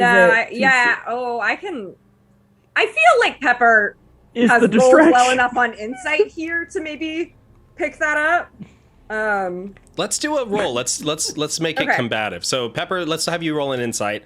Voxy, let's have you roll a let's call it just a intelligence check. I just got a 19. Beautiful, So Killing And it. I got a 15. All right. Yeah. I mean, you do understand what she's trying to convey here. Okay. The music is so intense for this it moment. really Oh is. my god. So As I just be Callan like- is just sitting there. Yeah. Full NPC waiting for one of us to say something. As you I just will keep step clicking over A. to Mr. Calland and just in a quiet voice, Mr. Calland. Yes, I Peppa. don't know if you've ever heard of the Penguin's Pride Inn. It's up in Wintermeyer. Oh, no, I haven't. We've been looking to well- expand up north. That's what I was thinking. Is that's where my family works. I used to work there until I joined the You're Fellguard. kidding. And no, not at all. Why would I kid about that? And so I was just thinking maybe that you and I could talk and then I could get up with my family because we were actually looking to expand the alcohol that we sell there. So Okay. do you mind if we step back into your office yeah, really quick and have this discussion? Come with me. Let's go have a quick chat. He completely Excellent. drops any sort of he's now full salesman mode. Ignoring Alira, ignoring the others. He walks with you up back to his office. Cool. So they leave. Yeah, they're gone. And it's, do you have any? I feel like you maybe left some things out there. Yeah. Sorry, we're not allowed to work second jobs here. And so I just didn't want to say I try to do some night shifts over at the Lonely Frog. And I just didn't want him to know that I was coming back from that job.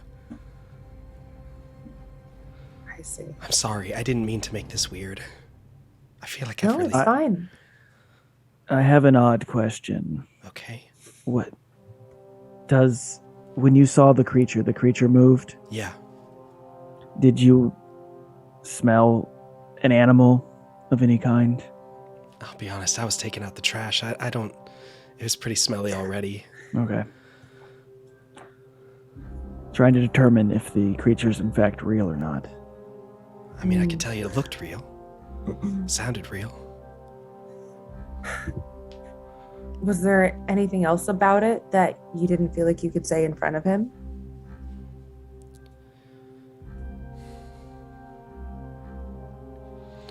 Not that I can't say in front of him, but it is strange. There was a weird, like red glow coming off of it. Right near the front. I couldn't see exactly where, but it's like it was holding a torch out in front of it.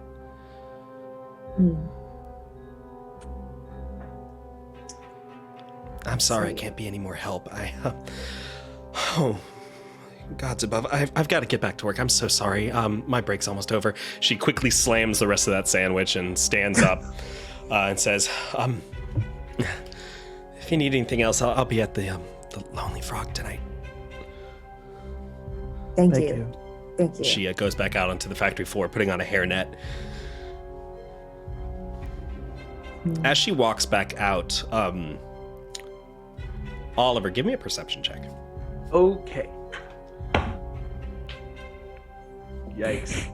It's a 7. A 7? I'm just dice jail for every single one of you.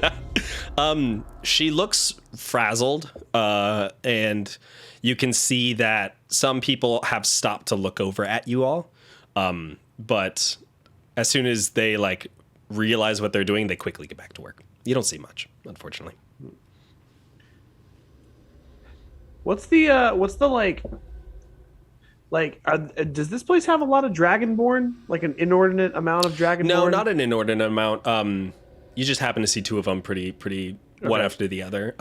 There's a mixture of races here. You see some dwarves, some halflings, some humans, some Dragonborn. It's not like focusing solely on one specific race. Okay.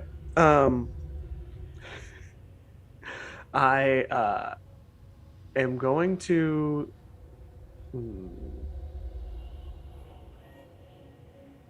Nope, I don't think I'm going to do anything. All right.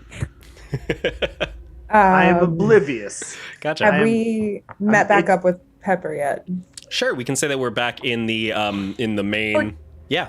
Jordan, do you want to do something? I would like to have that conversation. Absolutely. Actually, So the rest of you head back Callan. to the main waiting area. Back up in the office, Callan lets you in, goes and sits behind his desk. You're no longer sitting in the den area. You're now seated in front of his desk. He says, "So, tell me all about this penguin thing you got going on." Yes, it's called the Penguins Party in Wintermeyer. I don't know if you've ever heard of the chili there, but it is pretty well known. Can't say that And I was have, but think- I'm sure it's delicious. It is. It is really good. And, I think meat would pair very nicely with it, if you know what I mean. I like the way you think. Yeah.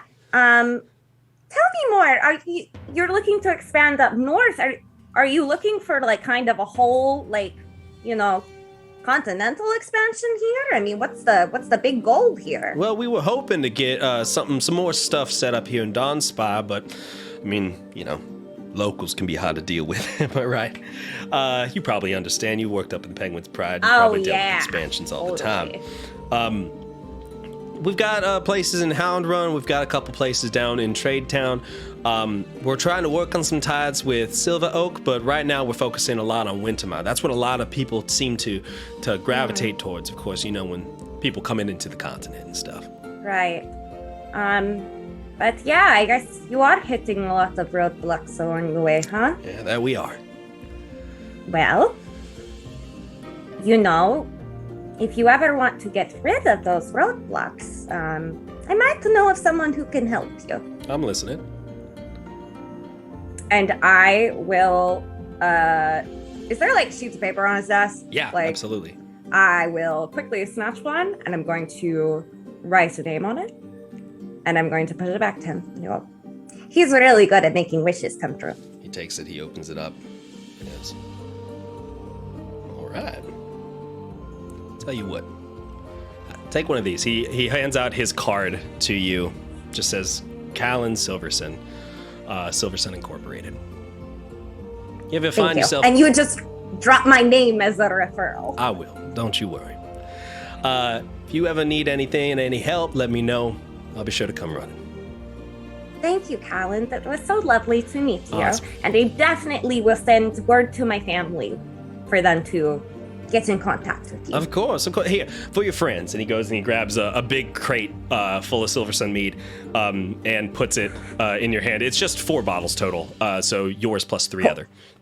Wow! Oh my gosh, you are so generous. Oh, we got to keep the product moving.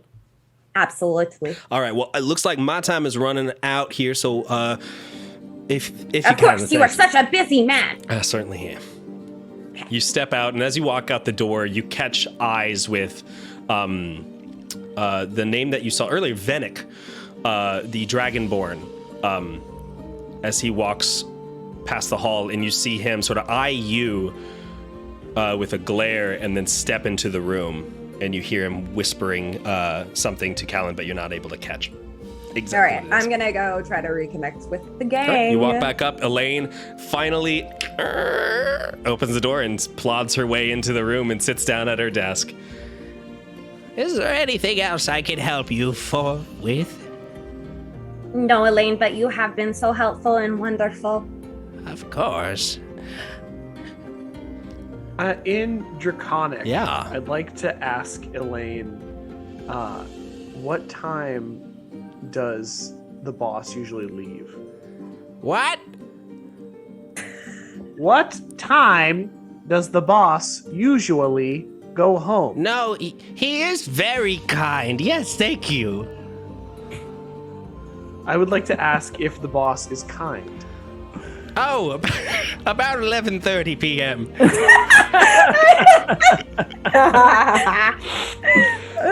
Gotta love some good cartoon logic.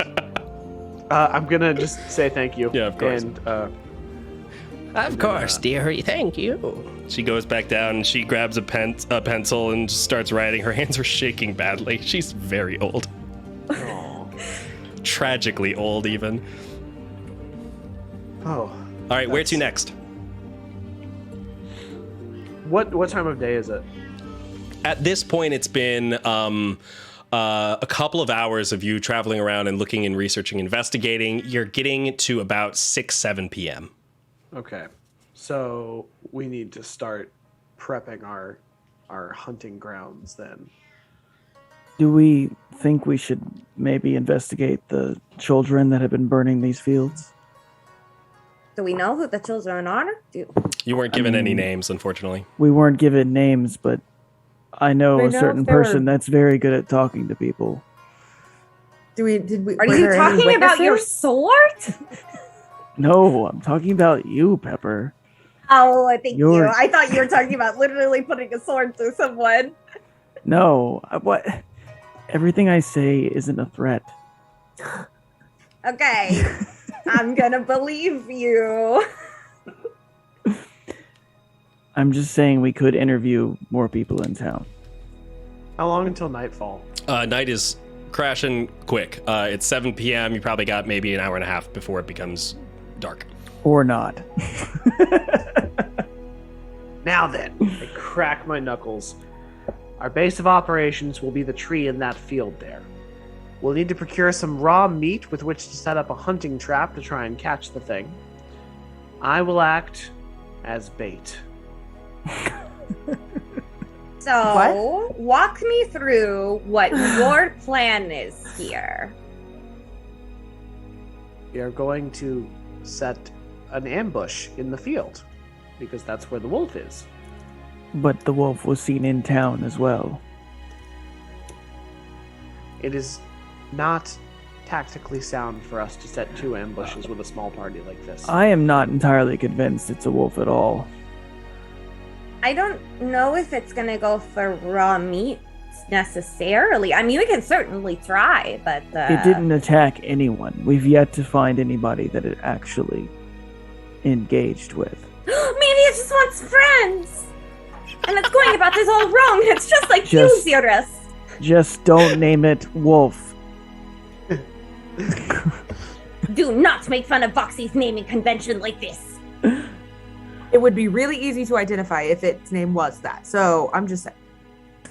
Exactly. We will find Wolf, and then we will, I don't know, pass license exam? I don't know what's happening. I lost my train of thought immediately thinking about a wolf named Wolf. How big is the tree that was in the field? I mean, it's a larger size oak tree. It's one of those big ones that has like these sprawling out branches that come right from the base. Love it. This is I an point old up- tree. Point up to the tree. Boxy, that will be a good vantage point for you to keep an eye out. Okay, I can do that. I think that perhaps I will make the most reasonable trap. If we choose not to use raw meat, then we can use raw meat. I will most readily provide. That was the worst thing I've ever heard. I will provide visual and auditory stimulation for the creature. God, Draw its of the night. attention. the more he says, the worse it gets. Whatever you want to do, Oliver, just do it. I just feel that we should also be aware of perhaps going to see Illyria again, and maybe even following Mr. Silverson when he leaves at 11:30. Why don't we try Oliver's plan, and if nothing happens by the time that what you're talking about, Cirrus, then we try that. I feel like we can do both if we need to. I agree. And so maybe we make some sort of we're racing through the wolf, then maybe Oliver, if you make some sort of like signal that you're uh-oh, I think we need to fight now, or make a signal like Pepper, I think this guy can be reasoned with, then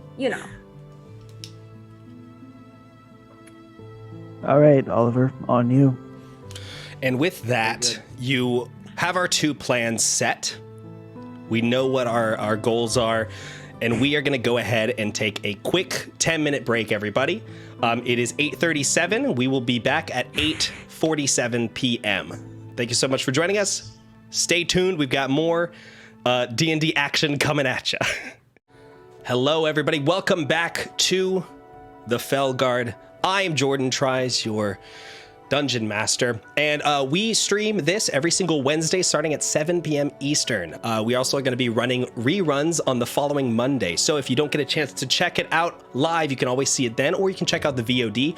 But if you want to be reminded when we go live, you can go ahead and give us a follow. It's absolutely free for you to do that, or if you'd like to help support the channel, you could subscribe using your Amazon Prime subscription, which costs you nothing, but it costs Jeff Bezos everything. So remember that.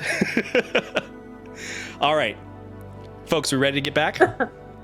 Oh, yeah, I just realized that Pepper and Oliver, you guys are flip-flops, so we're going to do this real quick live. No. I'll play Oliver for Act 2. There we go. Hello, I'm Pepper Feist. Sorry, I am Pepper Feist. Little glimpse behind the curtain. All right, let's get back into the world. So, the sun is set. The beautiful color of the clouds is starting to turn to a dark purple, a dark blue, as darkness is now falling. You all have a plan set in motion. Let's go ahead and review the plan one more time. So, Oliver, what is the plan that you have for us? So, let's set up an ambush in the field. We'll place Voxy up in the tree where she can fire arrows real good. And the wheat field, is the wheat still there? Like, if Xerus were to crouch, could he hide? Yes, the wheat is still there for sure. And then I will also I'll place my hunting trap in the tall wheat, okay, and then sort of just walk in a circle around it. And sort of make a lot of noise, maybe say some negative things about the Silver Sun meadery very loudly. Okay. And Pepper, blast. Can do. So, you set up this trap. You set up where everyone else is going to be. And you sit down and wait. Xerus, you're hiding in the grass, correct? Yes. Go ahead and give me a stealth check. Okay. Uh-oh.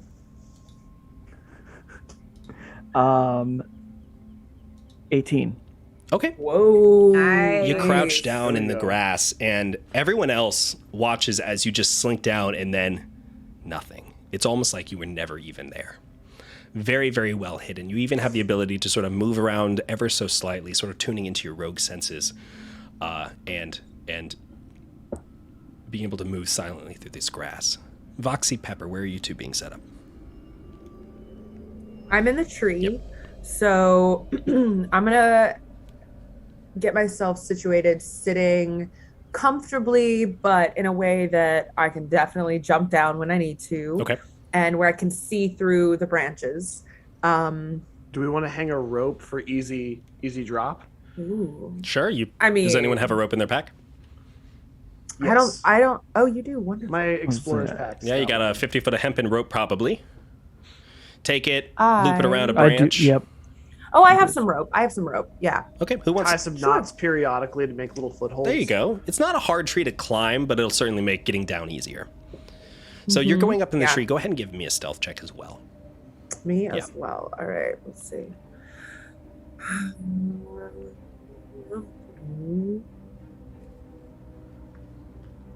17. Okay.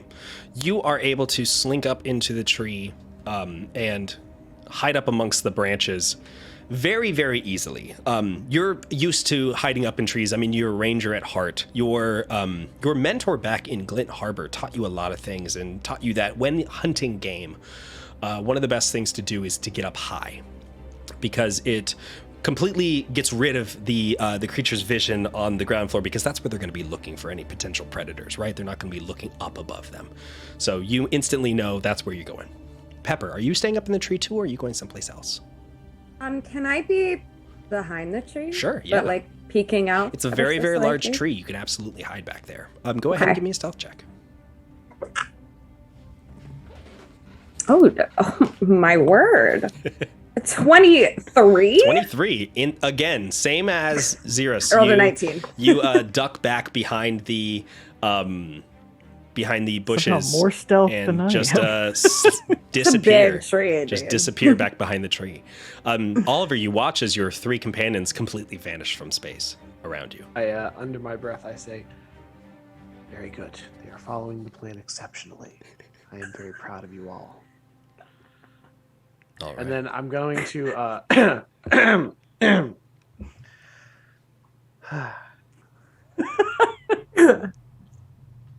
what a strange place this is. This awful meadery here. It just ruins the skyline. I think it would be best if we were to get rid of the meadery entirely. A gunshot rings out. Oliver falls down dead. No. No. So Oliver, give me a performance check. Okay. Oh boy. All right, I rolled a 17. Okay, But but- I have a -1, so it's a 16. 16. All right. So you're out here spouting off the equivalent of just shouting out libel into the void. I'm trying to find a way to incorporate the sort of anti-capitalist themes that the party seems to be having into my plan, because I feel that group cohesion is important, and if they want to follow this thread, I'm going to do my best to make it work. Yeah. Okay. So you're walking circles around the hunting trap, correct? Yes, I'm sort of like staying maybe 5 to 10 feet away from it and walking in a circle around it. My plan is to, in an ideal world, this thing will attack me where the trap is between me and it. Okay. And if that doesn't happen, I'll try to pretend like I'm frightened of it and maneuver in such a way that I lead it into the hunting trap. Okay. Gotcha. Bang on my shield. Yeah, making a lot of noise. So I just wish the mead were better. so you do this. And can I have everyone roll a perception check for me? Yes. There we go.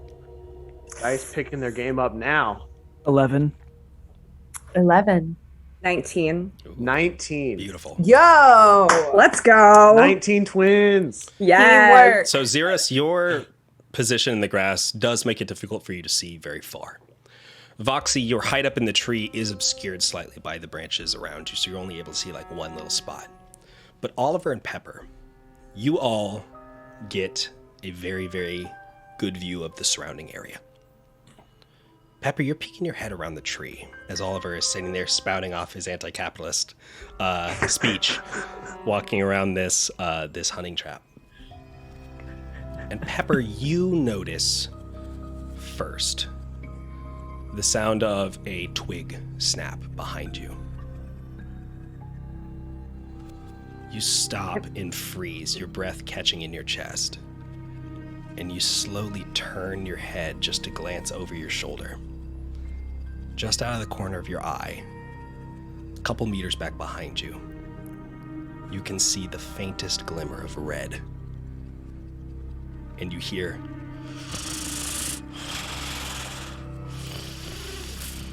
this growling sound. Oliver, you look over and you see Pepper looking over their shoulder. And you can also see just behind them a creature. A massive wolf. What's my distance? From you, probably about 30 to 40 feet. From Pepper, probably only about 15 feet. Okay. If I The wolf takes one step forward. okay. So this hunting trap is no longer useful because it's like It's on the opposite side of where the wolf is, yes. Pepper, okay, what were you not going a to say? problem. If I take one step forward, what does the wolf do? It takes a step forward with you, almost following your movement. Okay. You see it lower its head, and a big, toothy snarl appears on its lips. Its head is so big, it looks like almost the size of like a lion's head. Can I just kind of crouch down, like not fully getting down, but get more on its level and just go, "Hey there." Give me are you trying to do an animal handling check right now? Mm-hmm. Give me trying to make a friend. Give me an animal handling check. And we can't see any of this. No, Is what- you okay. cannot see what's happening right now. We can't see shit. We haven't heard Voxy, anything? I'll say Voxy has heard Pepper say, "Hey there," under their breath. Excuse me, sorry, Pepper. Jordan, not 20. This wolf is my best friend. Okay, amazing. Assuming it's a real wolf. The wolf does not attack you. Mm-hmm. We'll say that. The wolf just sort of sits there, and you see its haunches sort of like get down, almost like it's bearing down, getting ready to do a movement. But it has not moved. It seems like your words have slowed it. All right. I think you're about to attack me, and I wish you wouldn't. But I don't want to explode you.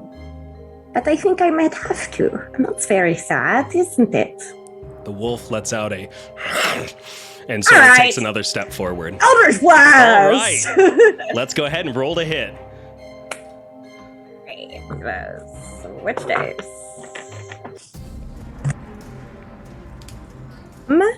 That is a 14. 14 to hit. Let me check my stat block real quick. That is going to... That is a miss. Uh-oh. Just barely, though. All right, so let's go ahead and everyone roll initiative. We'll do that first. We'll get Pepper a surprise round right off the top. Pepper, you grab your hands, you clasp them together, and you pull them back. There's energy that blasts out. You see the wolf easily duck underneath it as it careens back and cuts through a tree. You can see a small tree in the background and collapse to the ground as this blast, this energy cuts right through it. All right, what did everyone get? 3. Buddy. 21? Beautiful. See, 15. Okay. 4. All right. last. All right, Voxy, you see this blast come out of Pepper. You can't see exactly what they're shooting at, but there is a sound of a creature that is growling in the distance. What do you do? Oh my god, I'm stressed. Say it again. Okay, so you can see this blast shoot forth from Pepper's arms. It goes back and disappears into the tree line. You can't exactly see what they are aiming at, but you do hear the sound of a large beast growling and snarling in the distance. And if I move around like anywhere that I'm able to like easily move within the tree, I still can't see it. If you were to move down, you would be able to see better. Well, then I'll move down. Okay. Are you climbing? Are you climbing down? Or are you getting off the tree completely? I think I would jump. I'm gonna jump down from the tree completely. All right, give me an acrobatics check. Ooh, okay. With advantage since we have the rope. Oh God, I'm gonna need it. Where's Acrobatics is like one of the top ones on the skills. there it is. There it is. 7. Okay. So you go to jump out of this tree.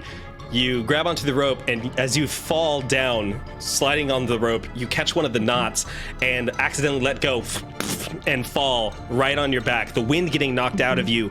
You do take 2 points of damage, bludgeoning damage, as you feel you're trying to grab onto your catch your breath. You still have movement. Would you like to spend the rest of your movement? Would you like to spend the rest of your movement to stand up? Yes. All right, you go ahead and do that. Technically, it's half movement, but I'm going to let you do that since your other movement was getting down. What else would you like to do? You can now see Pepper standing there, holding their arms out, facing this giant wolf that is bearing down on you. I'm gonna immediately go for that arrow and try this longbow shot. Okay. Roll to hit. Straight for the head. Roll to hit is gonna be a 16. 16 hits. Go ahead and roll damage.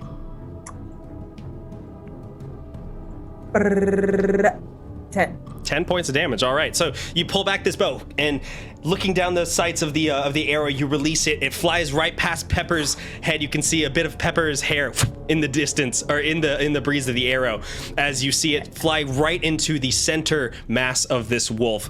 It lets out a barking whimper, and then you see it turn and start to run away. Pepper, it's now your turn. Oh, I would like to do Eldritch Blast. All right, roll to hit. And I'd like to hit this time, Jordan, if that's okay. Oh yeah, no, that sounds great. 15. 15 meets it, beats it. All right, you did hit. Go ahead and roll damage. Okay.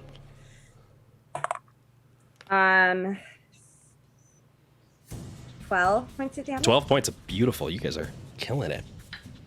All right, so the creature lets out another yipe when this blast cuts across it.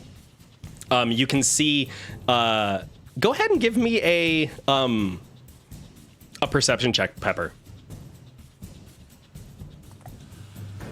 9. 9. All right. The yipe sounded weird when it came out. Not really sure what that means. Can I yell to the group? It's making a break for it. It is, and in fact, it is its turn, and it's going to use both of its. Oh, can I actually run after it as well on my turn? Yeah, absolutely, you can. Okay. So it is going to dash away as fast as it possibly can. Its movement gives it. Sorry, give me 1 second.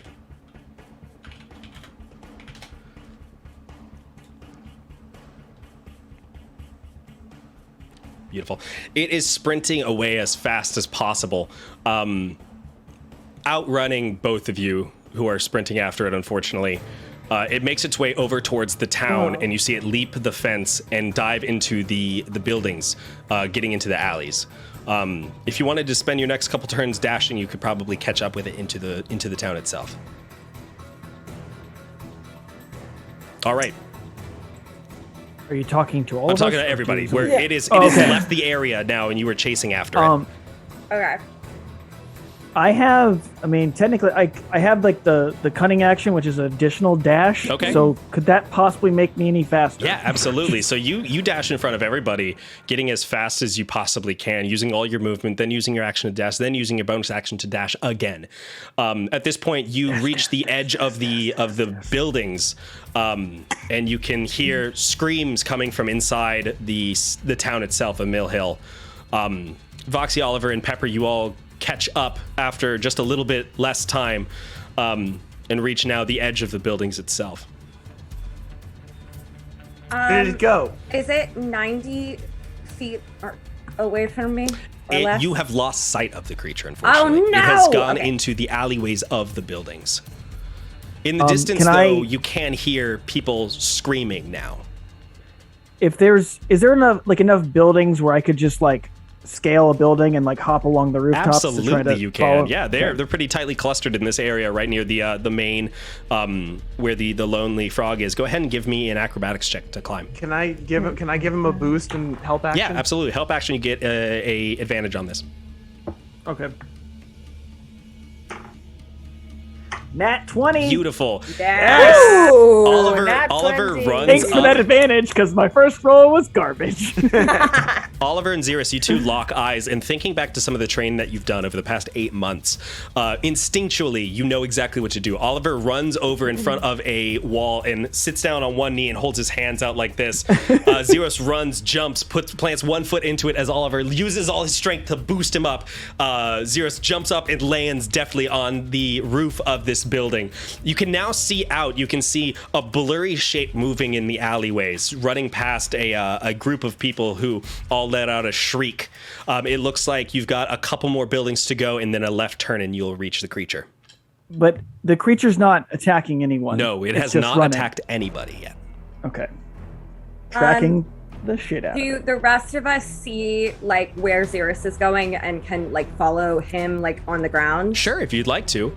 Okay. Who's going to be leading this charge? Whoever's got the highest speed, I imagine. Yeah. Foxy, I I'm can going to track have you him. then do the survival check to track Xeris as he's running. Okay. All let me right. see. Sir, are you sure? We're gonna go with a whopping 2. Jordan tries. Okay, so Xeris starts running and you instantly lose track of him. Instantly gone. Yeah, he jumps over a rooftop and you are running, and as you're looking up, you run into a barrel, take it right in the abdomen, keel over, and get up and keep running again. You've immediately lost Xeris. Pepper and Oliver are right on your tail. They look bewildered. Where did he go? I don't know. Did you not see me fall? Ah, I did. I didn't want to acknowledge it because I didn't want to hurt your pride. we trained for this. Xeris, location. Do I hear that? Let's see. What? Because I feel like if I'm just... Tag him. No, you do not hear Oliver. I was just saying, I probably don't hear shit. I see or hear any people running? Yeah, or you can any absolutely motion? hear people running and screaming to your north, right in Okay. front of you. If you Can wanted to keep I running that will way. lead us that way. Okay, yeah, And absolutely. I'm gonna follow. All right, you start sprinting in that same direction. Xeris, you can see the creature. Give me a perception check. Okay.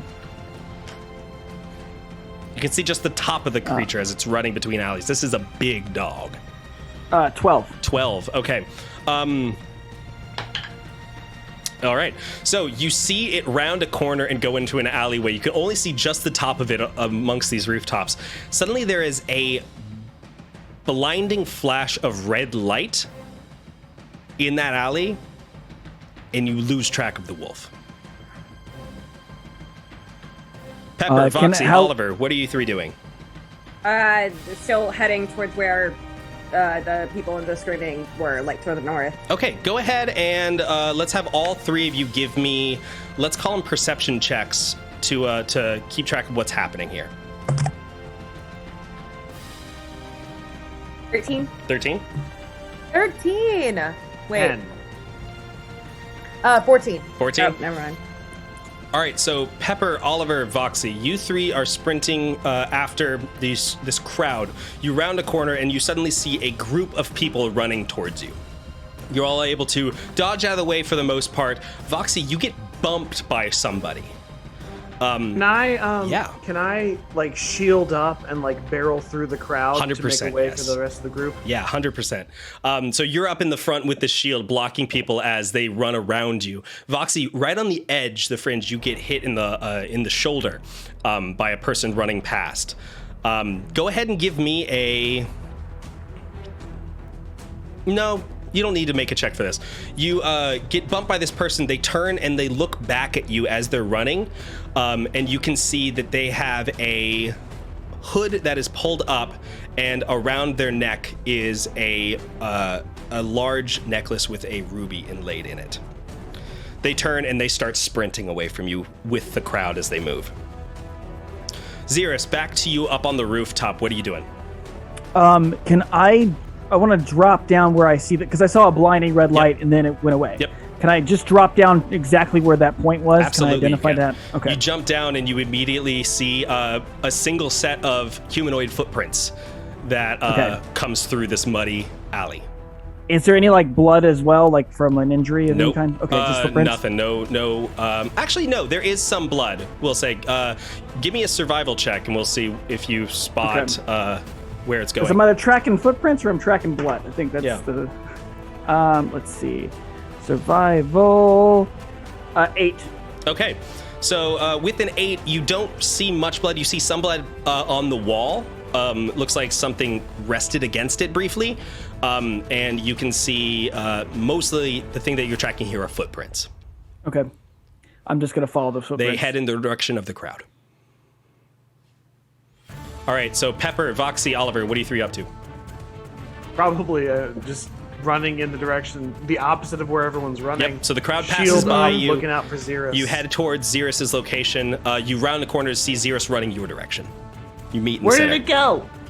This way. I'm just gonna keep running and then go past. Shield flip back the other way. Yeah. All right, so you turn around and you start running. I need everyone to give me survival checks.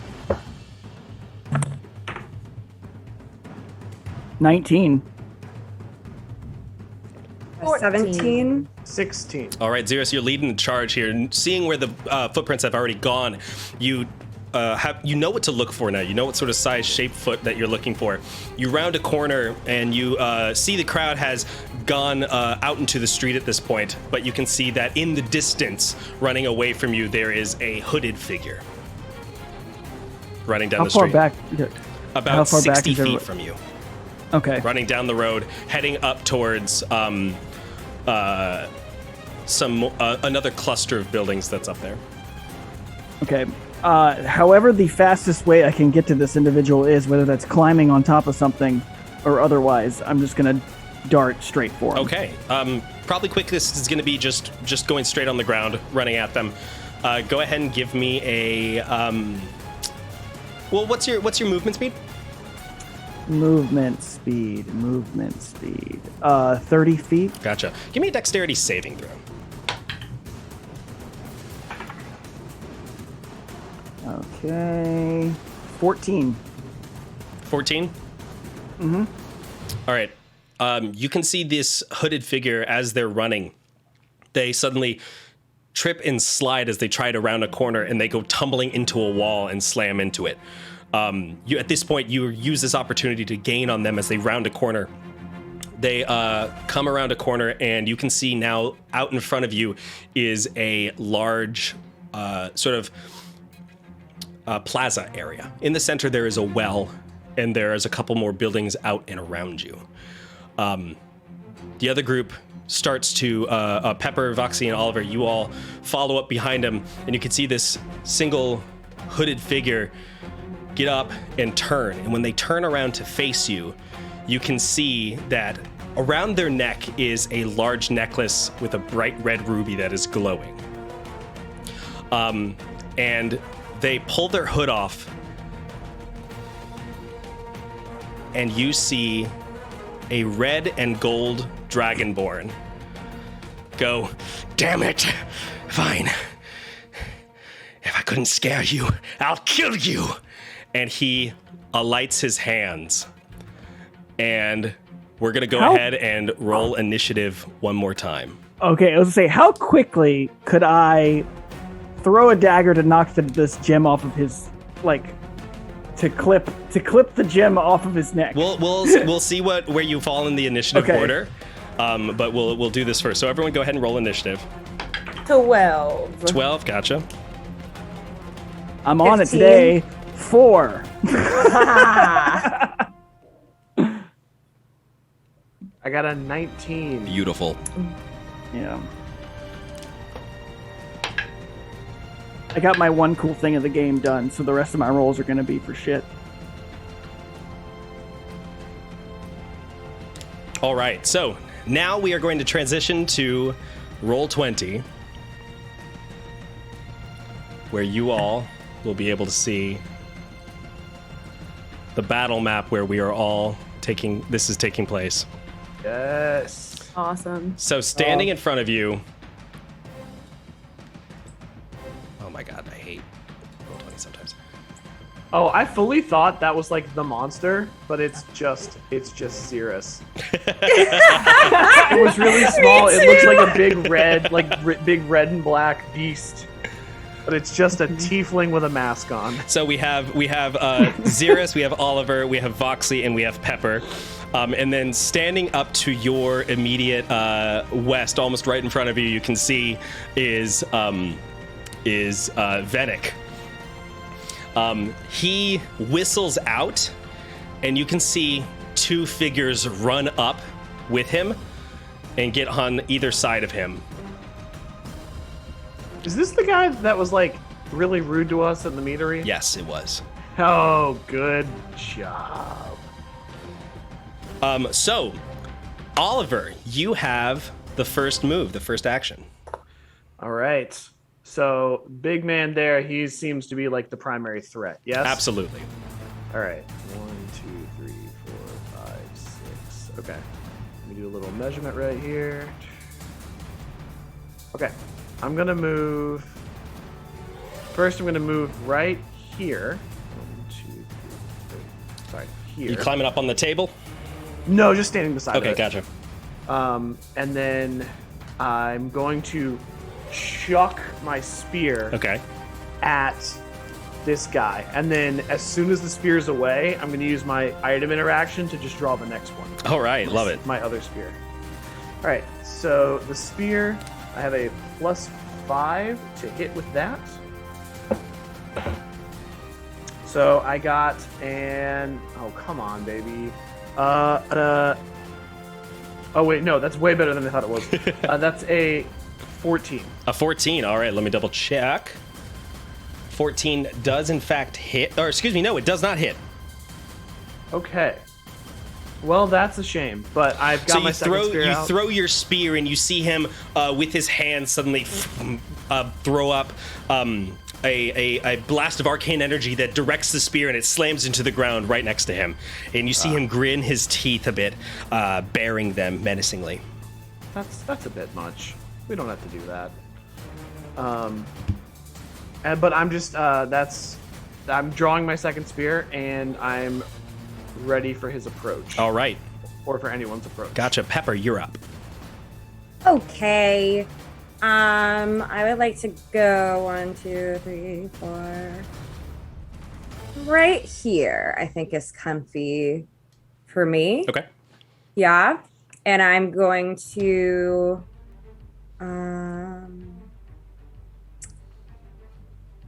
actually, you know what I do? I'm gonna use movement as my action here. Okay. And go all the way here. There. Yes.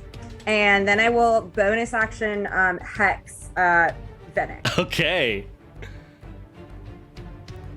Which it just happens. What does Hex look like for you? Oh, what does Hex look like for me? I think what it is it's that same kind of thing that happens, I think, every time Pepper uses like a spell, really. And it's that like glowing, like orangish center in their chest. And then what happens is it very suddenly goes out. And then Venick is lit in this like kind of pinkish orange, like haze just around like the silhouette of his body. Okay. So you do this, and suddenly these arcane runes start glittering and blinking around him. You see him looking at them frustratingly. And the first person to go is going to be one of his buddies. Oh, and I'm going to give him disadvantage on dexterity checks. Perfect. Sure. Perfect, got it. So one of his buddies is going to come up, and he is going to run over... Ooh, wrong one. What am I? Looking at the wrong thing here. He's going to run right here, and you see him go up to Oliver, and he's going to raise his hands.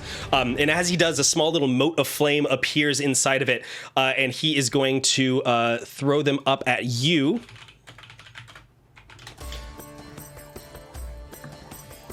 As his hands spread out, and I need you to give me a dexterity saving throw. Of course you do. 10.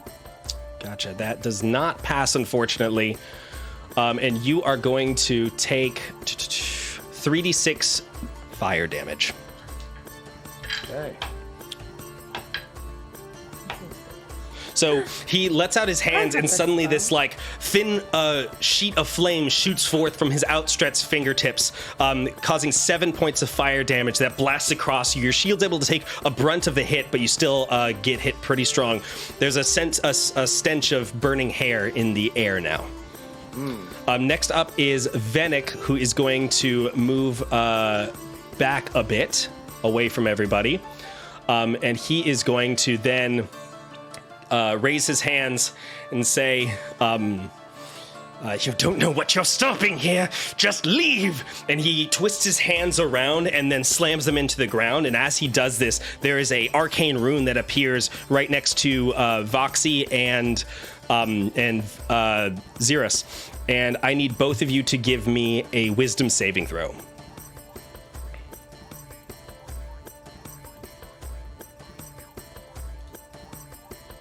Eight. 8? 8. Okay. Xerus? 10. 10. All right. Both of you do not save, unfortunately, as this sort of like shimmering, twisting pattern of colors suddenly appears in front of your eyes. Both of you are now considered charmed during this this duration of this spell. You are now incapacitated, and your speed is now 0. Great. So you are unable to react. Swell. Great. Stand by 1 second. So you are Good unable luck, to everybody. take actions or unable to take actions or reactions.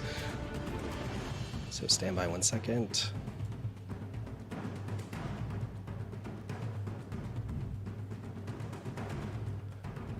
I think it's. I'm living for this music. It's I'm glad. setting the mood. All right, so that was their turn. Voxy, it's your turn. You are unable to take any actions or reactions at this time. Yep. All right, so next up is the second bad guy. He's going to run up, and he's going to... Ooh, that's not what I wanted. He's going to go after you, Pepper. And he holds up his hands, and you see him twist them around, and he is going to hold them out. He's going to cast the same spell that the other one did. You see him hold out his hands. Give me a dexterity saving throw. 15. 15? All right, that does save, so you're going to take half damage at least. Okay.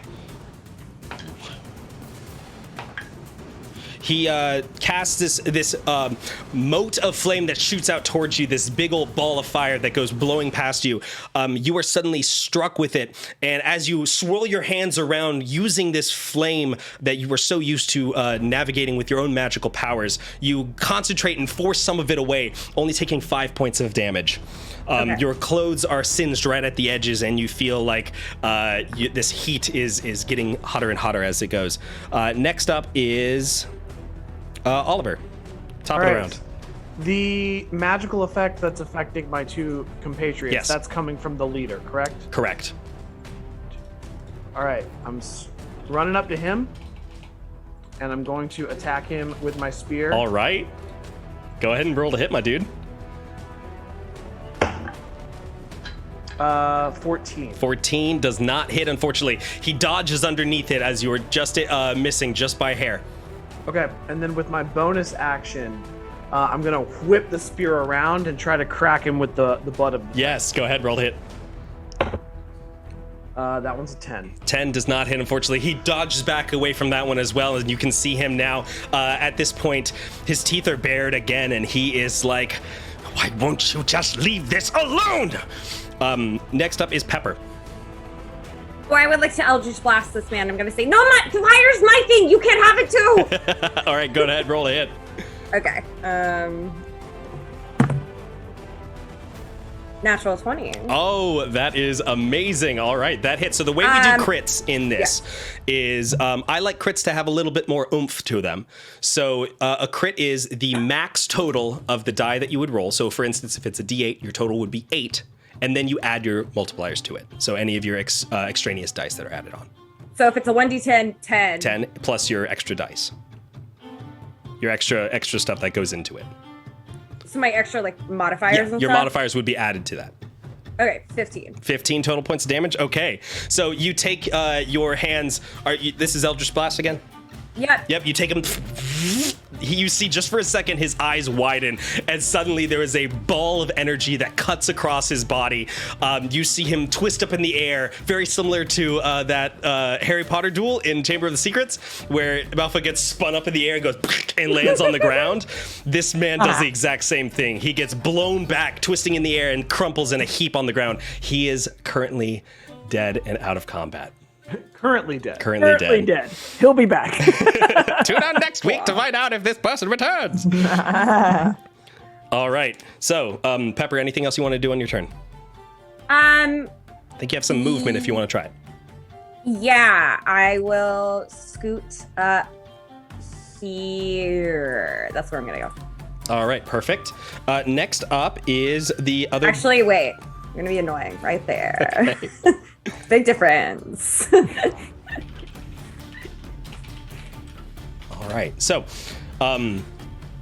you see this other person is going to run over towards you, Oliver, since you are now accosting your friend or his buddy, and he's going to run up to you, and he is going to let me double check his spells. He is going to hold up his hands, and you see a small little tiny mote of flame appear in them, and he launches it at you. And sorry, I have to look it up real quick. I don't have it in front of me, which I should have done at the top. All right, what's your AC? 18. 18. All right, we'll see if he hits you. That was a natural 19 plus, so that'll be plus 4. So 23 to hit. That does hit. And he is going to hit you for a total of, well, not much. So this fire lights up and you launches it at you, and you glance it away with your shield as best you can, but it cuts across your face as it does so you take 2 points of fire damage. Okay. And next up is Vanek, and you see him look over at the other one who's with him, and he's gonna say, Baldrin, take care of them. And you see him grab onto a bracer, and he twists it. And when he twists it, suddenly he disappears from view. And is this anything I can attack of opportunity on the way out? I'm gonna say yes, but you have disadvantage. Okay, I'm fine with that.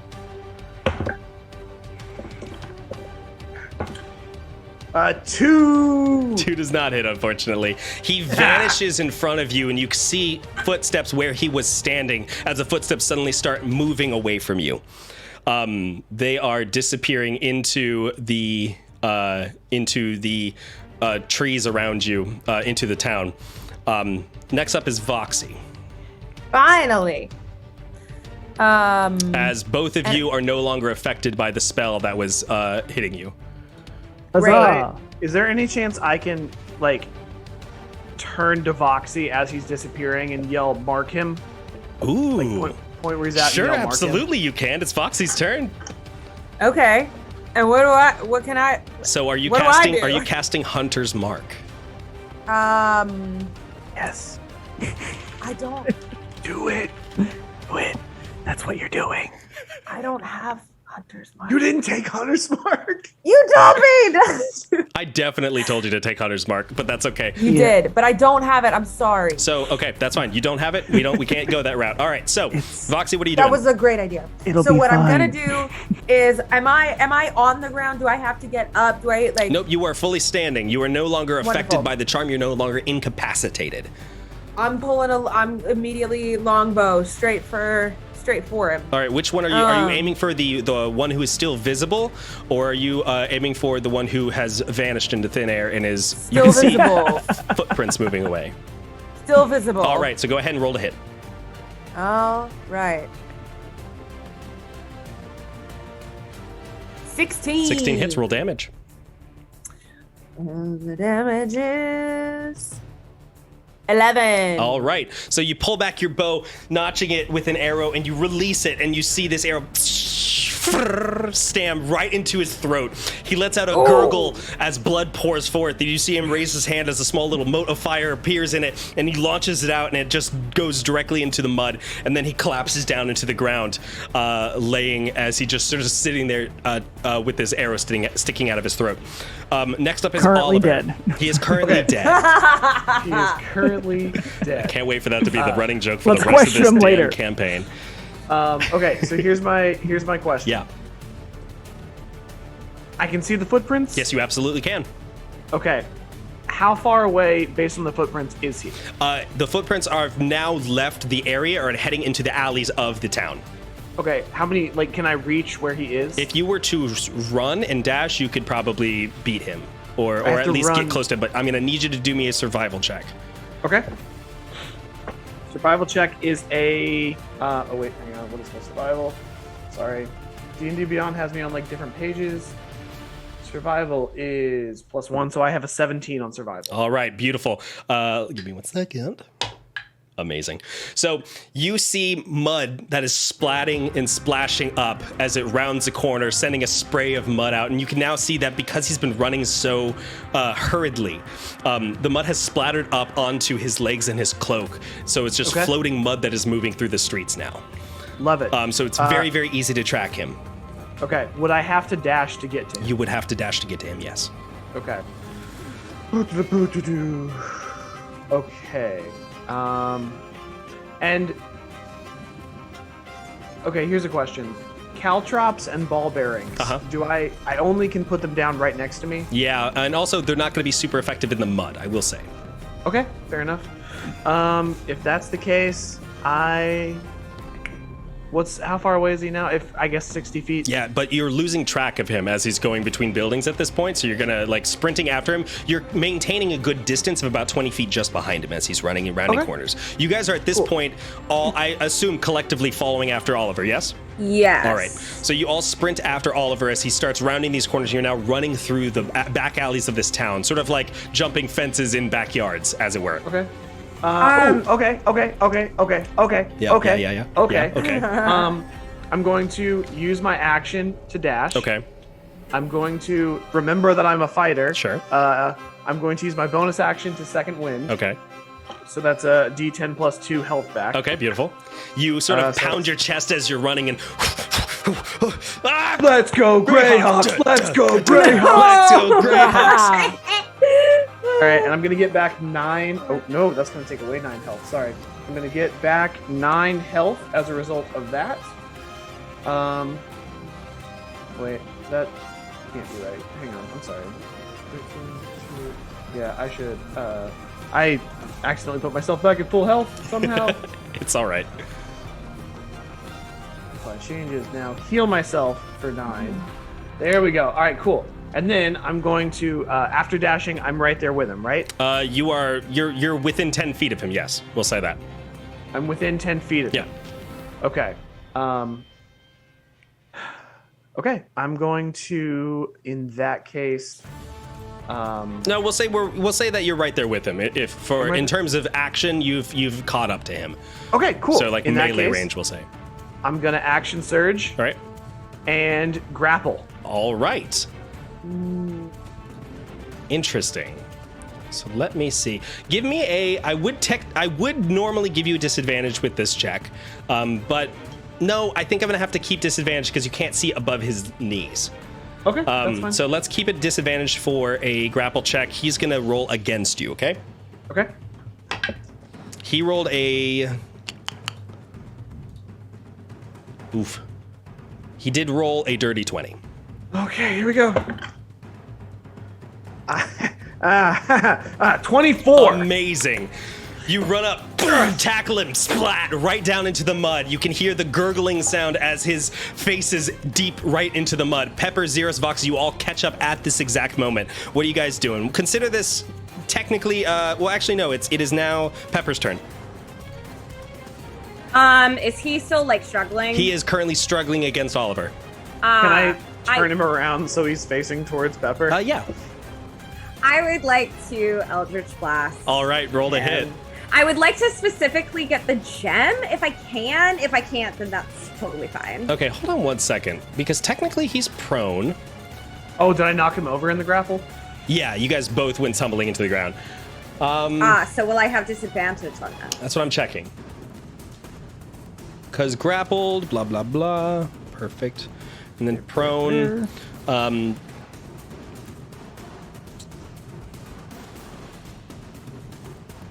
Attack rolls against the creature have advantage if the attack is within 5 feet of the creature. Otherwise, attack rolls have disadvantage. We'll say disadvantage because he is covered in mud, being held and grappled by Oliver, and you're trying to hit a specific item. So this is going to be a higher DC to hit this item, I will say. So go ahead and roll. Okay, I'm just going to hit for him. Okay, then. gotcha. I'm not going to worry about that if I already have disadvantage. Gotcha. Understood. All right. Whee. Huh? 15. 15. Is that with disadvantage? It is with disadvantage. Amazing. All right, so meets it beats it. You go ahead and you power up this Eldritch Blast and blast it down into him. Go ahead and roll damage.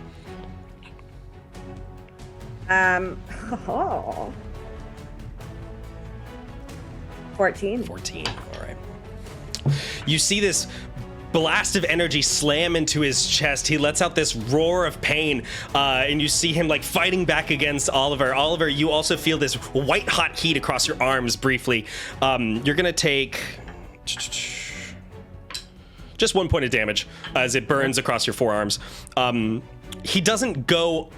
He doesn't get out of invisibility, but you can see now that he is completely covered in mud at this point. So really, invisibility is not doing much at this point. Anything else you want to do, Pepper? I'm so sorry. I didn't add my hex to that. Add to that it. damage roll. Good. 1. It's something. All right. Where's my phone? It's extremely important. You're doing great. The DM's And he's proud of had disadvantage on his deck stuff throughout all this, right? you. He has. He's not been making any dex moves on his end, though. This man Yeah, tried I to should've- strong arm me out of this grapple check. He's going to certainly try. I should have done a strength, but alas. All right. So, Well, we saw a magic user and our eyes just went, there's no way. all right. Venick is going to try to break free of your grapple for sure. So go ahead and give me a contested check against him using your strength. He amazing. I got a 19. No, sorry, a dirty 20. He rolled a 5. He is unable to break free as you now get him in a chokehold. Voxy, you're up. All right, where I just ran up behind everybody. Mm-hmm. Is that correct? Okay. Pepper just did the spell. Does Oliver still have the guy on the ground? Yes, he I does. got him. I think and how far away am I? You all have caught up at this point. I would probably say that at this point in time, he's still fighting, trying to get away, but he is unable to move. He's still currently grappled. I think I would drop down onto my knees, pull out my 2 short swords, pop them up towards him, and just in a threatening way and be like, move again, and it's your head. Give me a persuasion check with advantage. Okay. It's a big move for Voxy. Holy shit, I got a 20. Amazing. Okay. Was it a nat 20? That was a nat fucking 20. Amazing. Nice. Amazing. All right. So, Yeah, not even a chance. You see him suddenly, his invisibility vanishes and he stops struggling and you see him slowly raise his hands. Okay. That's what I thought. You've got me. Now what? Hi, Mr. Vanek. Hi. So I just wanted to check in and ask, what is this all about? Oh, you haven't figured it out yet. Mr. Vanek, I can make a lot of assumptions, but sometimes it's better to hear people's perspectives from themselves. I guess they don't. So, do you have anything to say in your defense, or do I just turn you over immediately? I'm just going to crank on the neck just a little bit. Okay. She asked you a question. Okay. What do you want to know? Let's start with this. Why? You'll have to be more specific. No, that's a full question. You know what I mean. Fine. Why are you running around as a little wolf around town? I'm trying to scare the folks here in town so they'll leave this depressing hamlet and let us do our jobs. Happy? No, that makes me very sad, Mr. Vanek. That's upsetting. Where did you get the gem? Those men that you slaughtered up there were companions of mine who I've set up along the roads. I've had them gathering magical materials for weeks now, and we were able to synthesize this necklace of illusion. Now, I would like to ask, are you the head of operations here, or is there someone telling you what to do stuff, specifically your boss? It's all me. Insight check. Yeah, go ahead and roll. Okay. That's important. 14. He's telling the truth, completely. You see when he says that, no, it was me. He's sort of looking off in the distance, sort of thinking. And he goes, maybe now he'll notice me.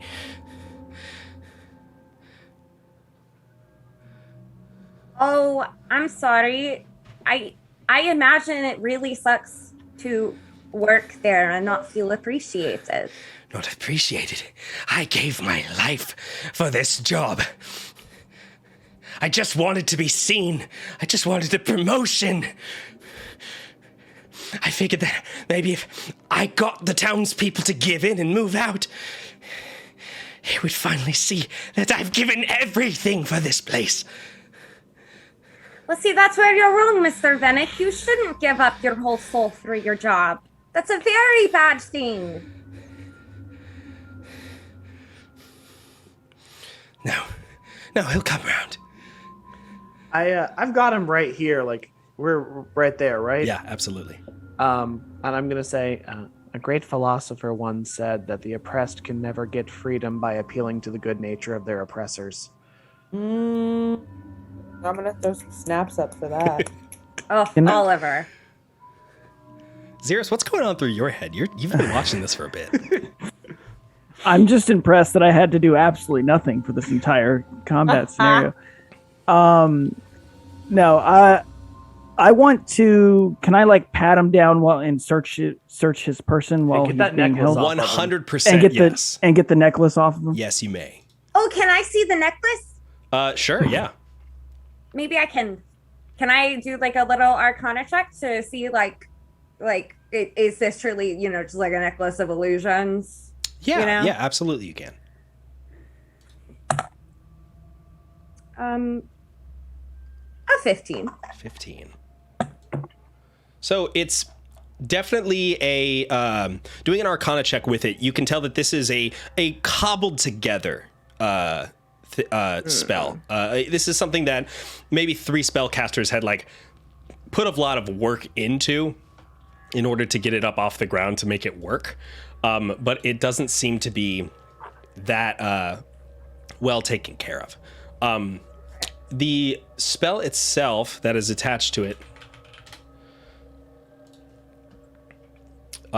is a third level illusion that you're kind of familiar with, Major Image. It's allows you to control what what appears in the vicinity of this necklace, meaning the wearer can change their appearance, but it is still just sort of like a holographic projection and not necessarily them changing completely.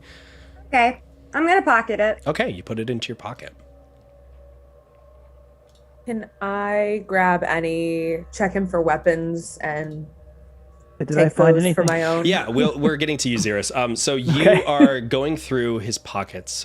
Sorry, give me 1 second. I don't need to do anything. You guys just do everything, and I'll just hang out. See if he's got a spellcasting focus. We should take that away from him. Where did I have that? I'm so sorry, folks. Give me 1 second here. Always gotta look up a little fact of information.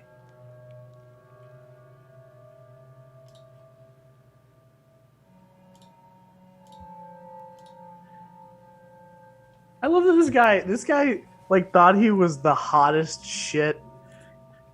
We killed one of his friends and he just started running. Yeah, no, literally. Yeah. All right. He was like, I guess I'll just have to kill you. Oh, never mind. Never he mind. panicked and ran for sure.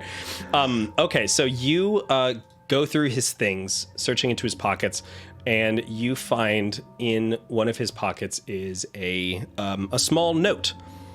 And you can Do you like me? Check yes or no. very very Addressing similar. Howard. No. Maybe. So you see in the note a letter that is addressed to him that discusses collection of payment for a magical item. It basically says that the once the item's validity is approved, payment will be adjusted and given out. And it is signed just some initials, BVT. Baron Von Trapp? Yes, exactly. Baron Von Trapp.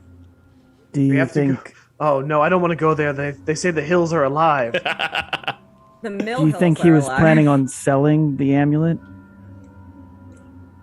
What is this? Crank. What do you mean? Explain, Crank. Give me a persuasion check. Me? Yes, you. It's a 9. Uh, But I do have my hands around his neck. yeah, true. Give me I'll give you it with advantage for sure. 10. You know what? Yeah, you did it. You do get it. So he goes, okay.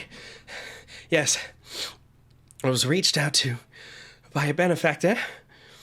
I don't know their name. I just know the initials BVT. They were planning on purchasing the magical items. They caught wind of what we were up to, and they wanted to trade. We give them the item.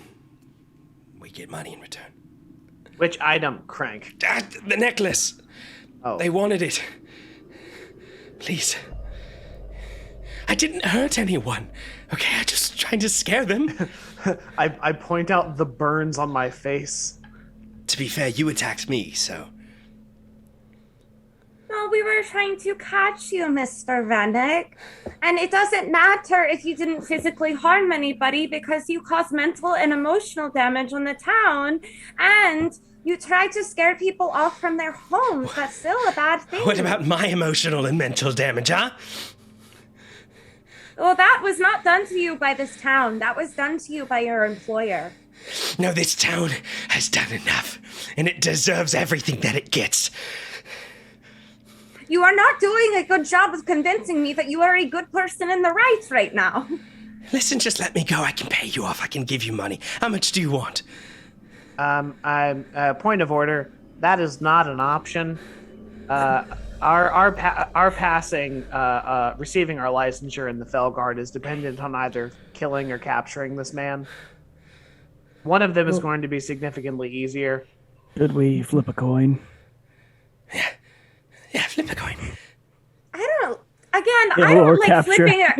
flipping a coin over mortality. It really rubs me the wrong way. This is fair. If you wish to use some of your energy to try and convince us of something, you'll be far more successful convincing us that we should take you to the local guards or to some other law enforcement establishment than killing you.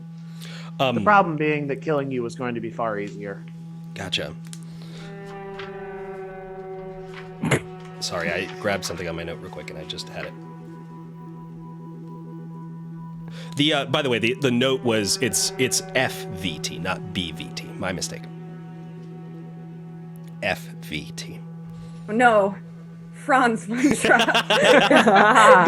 That's worse. You see him say, "Okay, I can see when I've been beaten.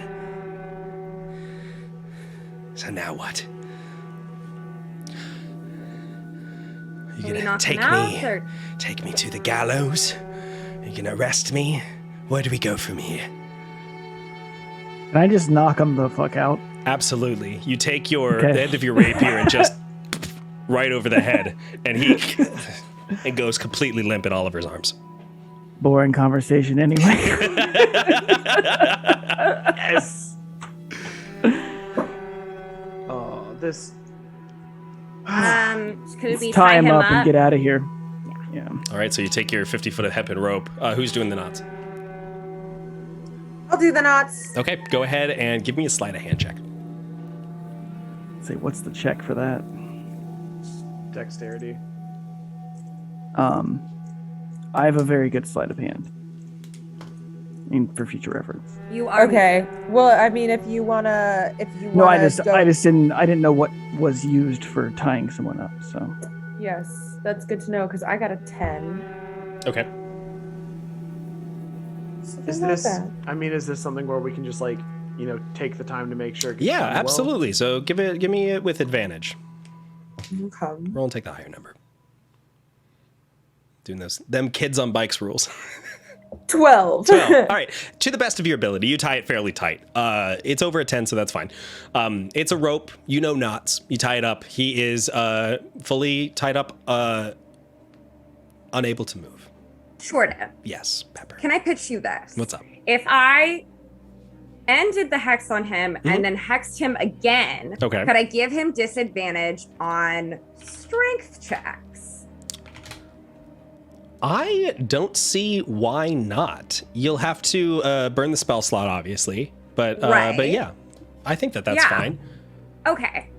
I'm gonna do that, and that lasts for 1 hour. an hour. So hopefully that should give us enough, at least some amount of time to. You take your hands and you swirl them around in the air, creating sigils and movement and painting arcane runes in the air as it suddenly appears around his head before burning out and disappearing in almost a heat haze.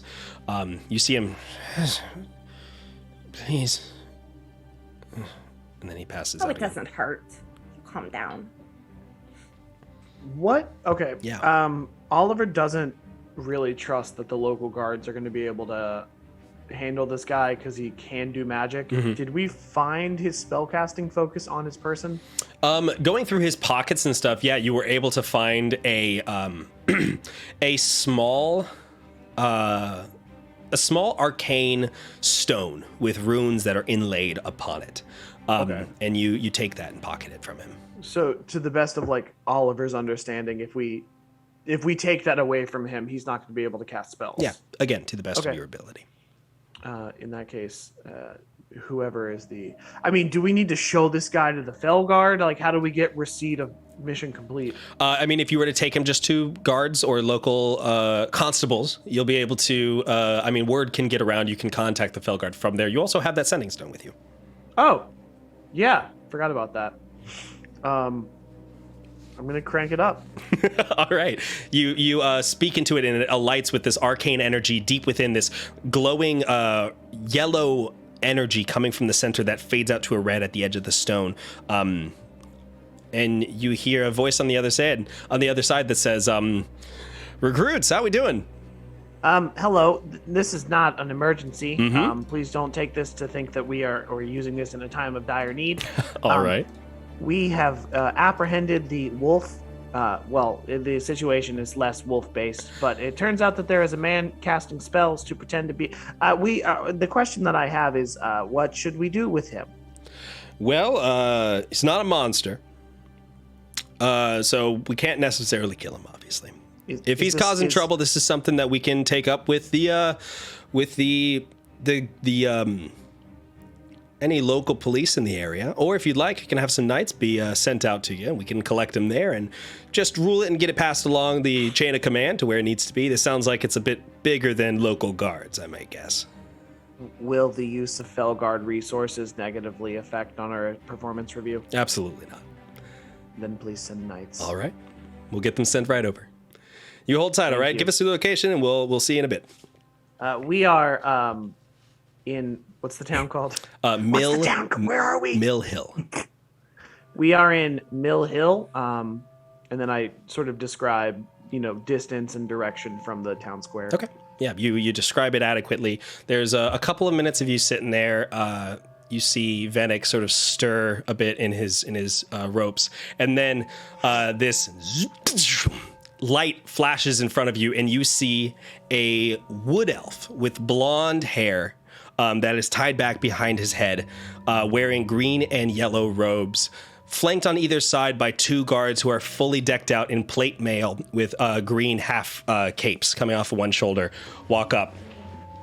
And Voxy, you instantly recognize this man, this wood elf who appears in front of you. This is Gerund Ovo, who is one of the guild champions. Oh my God, Jared. He walks up and says, "So, walk me through what we've got."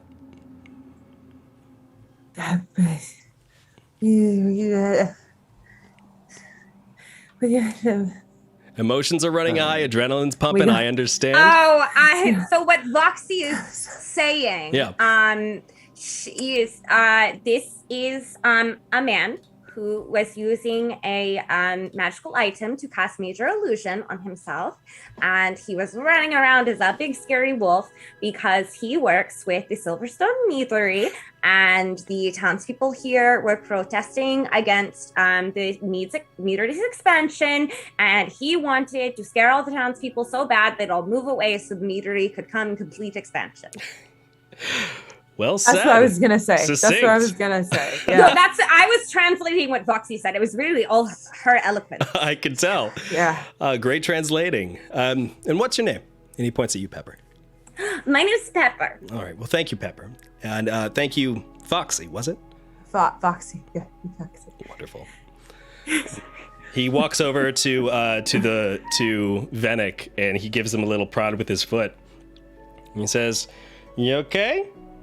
And you see him shift in there and go like, and you see him. He goes, "I know. You would have gotten away with it too if it weren't for these meddling recruits. I understand." Yeah. Okay. Oh, the punchline that we all called an hour ago, but we're still waiting for. Yes. He pulls him up to his feet and says, "All right, walk me through how you figured this one out." And he points at the group. Well, you see, we were working under the assumption that it was going to be a very large wolf. And during our interviews, we became aware of the uneasy situation regarding the Meadery and the townspeople. We set up an ambush for what we thought at the time was some sort of arcane creature or large wolf. As it turns out, when we struck him with an arrow, when Voxy struck him with an arrow, he ran away. We chased, and then Xeris here was able to track him through some very high-level rooftop work and informed us that the creature had changed direction. By the time we had caught up with him, we found him to be a human being, or a dragonborn being, rather than a wolf being. There was a brief confrontation in which Pepper here completely decimated all of the foes, quite handily. Decimated. Extra fighters outside of this one, I should say. There were two more. I can show you where they are. He points at the knights next to him and just points off in the direction where you gesture where they're at. And then after after his reinforcements were defeated, I gave chase, tackled him to the ground, at which point we were able to engage in our interrogation, and that is how we learned the remaining of the information. All right. Well, I'll tell you what. This is your license trial, right? Yes, sir. Seems to me that you investigated the situation. You took in all the clues that you could. You came up with a conclusion, and you found a solution that didn't involve killing the main culprit. And outside of the two, as you put it, accomplices, seems like no one got hurt. Now I do have it in my power to pass or fail recruits. In your opinion, what grade do you think you deserve? Out of game, what's the grading system? Pass or fail? Pass or fail. I believe when you take into account the fact that we were given a 2-day time limit in which to take care of this, and we completed it in less than 24 hours, I think that just barely tips things in our favor. Despite some faux pas in terms of our battle tactics, I think we have reached the pass mark, sir. All right. You really didn't have to include that last part. I'm just gonna say, like, under my breath. Pepper, thoughts? I think that we were really nice to everyone and we worked really good as a team. So I think we passed. You, edgy one. And he points at you, Cirrus. Oh, I got you. I mean, I feel we succeeded at our mission. All right. And But that is for you to decide. And Voxy, what do you think? Oh, you get the name.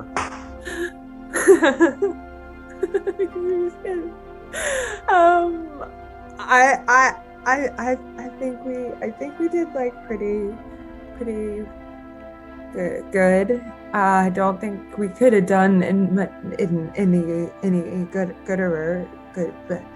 better. So I think pass.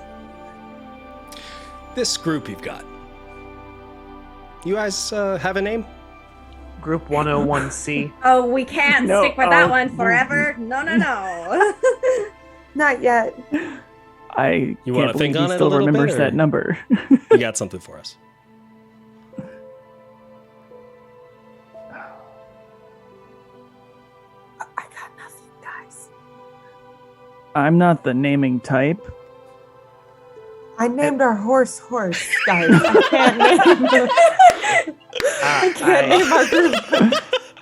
We will put this to a committee and spend some time finding a name that is worthy of the level of skill that we have attained on this mission.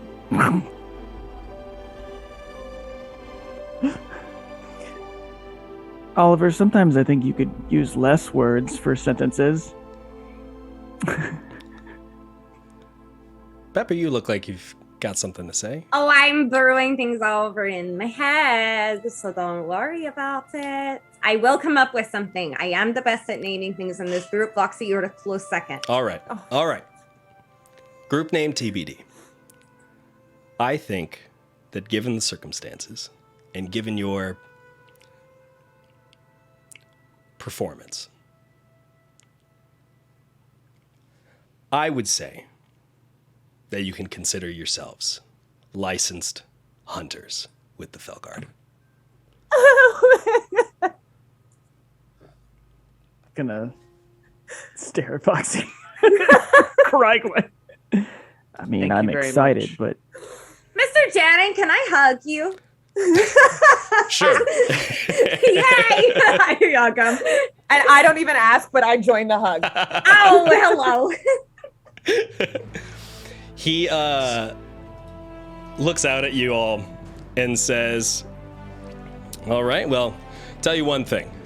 I, for one, am happy to have a group like you four joining our ranks. And I can't wait to see what you four become. All right, let's wrap it up. And he disappears and vanishes with your quarry. You see a blast of light from the other room, or from the other hallway. And our group is now officially licensed hunters with the Fellguard. And that is where we are going to end our session, everybody. Thank you all so much for joining us. Yeah. Mystery Inc. Mystery I saw that in the chat. I like Team, so Team is also very good. Team McTeamface. I saw. I don't understand. I thought 101C was perfectly adequate. I love that you pulled the number of the group out of nowhere. That's so great. All right, everybody. We do this stream every single Wednesday starting at 7 p.m. Eastern. If you want to be notified the next time that we go live, please consider following us. Or if you'd like to help give a little bit more and give Jeff Bezos the old kick in the nuts, go ahead and subscribe with Prime. Subscribing with Prime is absolutely free for you, but it does so much to help streamers like ourselves.